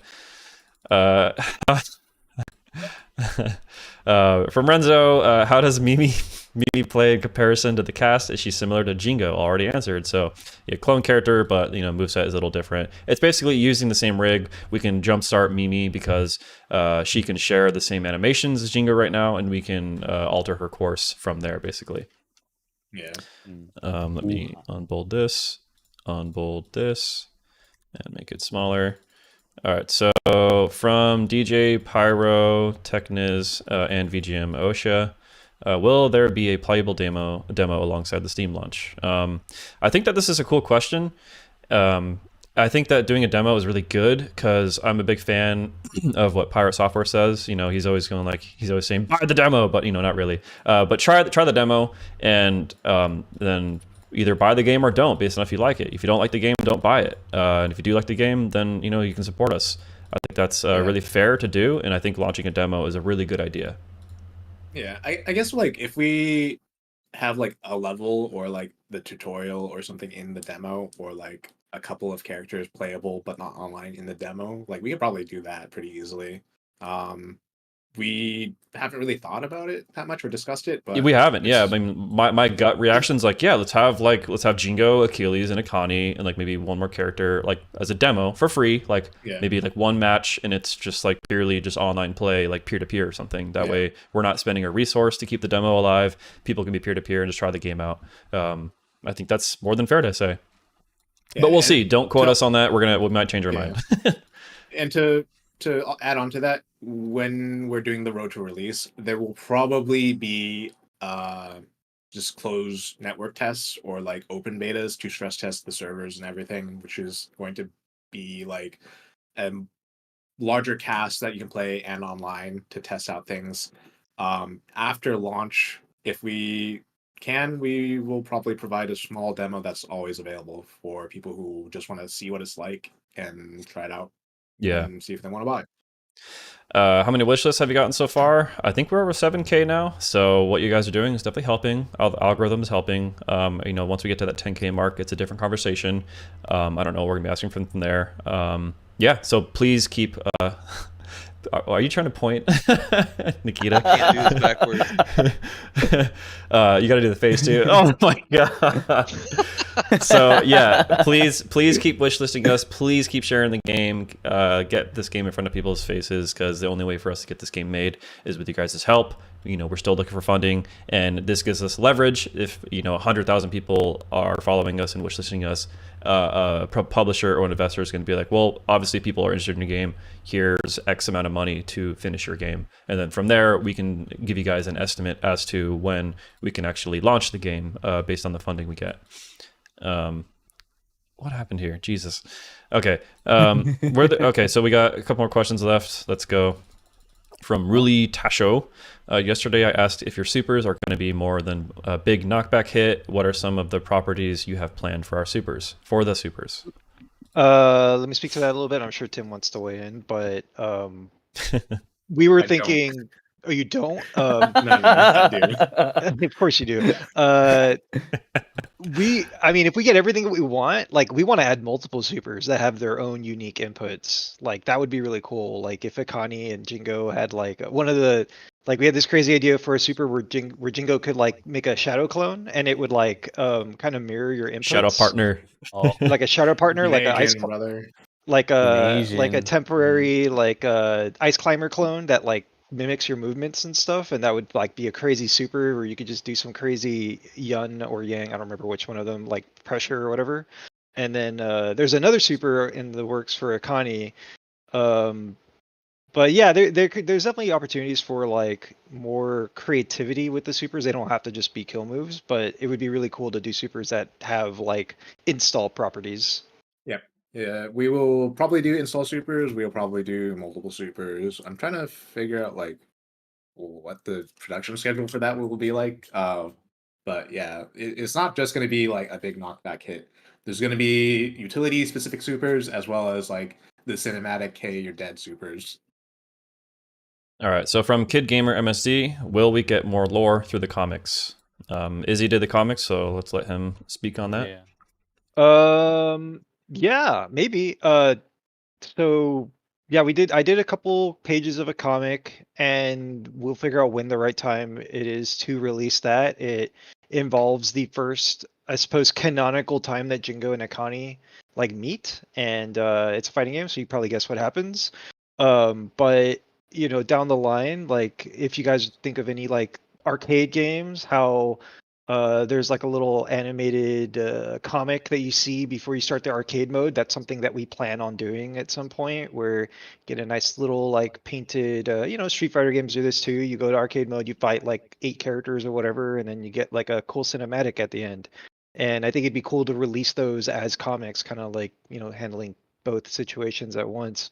But you know, comics would be great. You know, we all want to tell the stories of all these characters. We've written a lot of lore for them. Uh, so there's a lot of material that we could work off of. But yeah, I think it'd be great to do comics. But like all the other answers, it really depends on, you know, how things go with publishers and everything. All right, 2 more questions, and then we're gonna, because we hit past the 2-hour mark on this, so let's finish these out. Yeah. And then we'll get there. So from Spades, regarding heavies and bigger characters, what's the balance philosophy? Usually heavies end up being bad in platform fighters, so what's the plan there? Izzy is Izzy and Tim are big heavy players. Yeah, do you want to start with the Smash side of things, Izzy? Like you can talk about like Yeah, so Bowser. Is this Bowser player?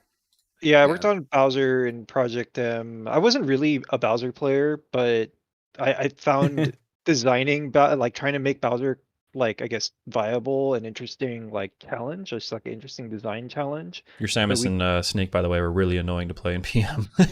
You're so good with them. Oh my god. so Bowser, what I thought would be cool with him was to pull actually influence, kind of we're looping around, like I pull inference from the Hulk from Marvel vs. Capcom, where he has like armor frames. So yeah, one of the big downsides to heavies, like that's probably the same in other fighting games, is that they're really easy to combo. And for whatever reason, the developers on Smash tend to give heavies like the worst tech rolls, the worst get up rolls, the worst like dodge rolls, the worst, you know, just basically they're just slower, and also their recoveries suck, and also their moves are slow. So that's just like a like a trend with heavy characters, at least up until about Ultimate. They kind of stopped doing that. So one thing that we're doing in our game is all of your universal like defensive options have the same frame data across the cast. So everyone's reversal has the same frame data, everyone's roll has the same frame data, everyone's like iframes on your getup, like all that stuff is like unified, so that no one's really gonna have better frame data for these like universal mechanics. And then the way the fat character or the big characters kind of, you know, shine is the individual gimmicks that we will give them. And I think Tim can speak to that a little bit more. Yeah, so we'll definitely add in like a lot of defensive or offensive mechanics for some of these characters. I think one of the interesting like big characters was like Rufus. So Rufus played is from Street Fighter 4 if you didn't know, but he was like a big guy who had like a dive kick, and he was a really fast moving character with pretty good reach, but he was also a big character. Same with Bob from Tekken. But with heavies, like I don't think they always need to be slow. A lot of like grappler characters or big characters don't have the same kind of defensive tools that other characters have, but with our system mechanics, I think that'll be fine. And I don't think they need to be like incredibly slow or lack movement. They're big, so they are more likely to get like hit or comboed and have like special like combos for them because they're so big.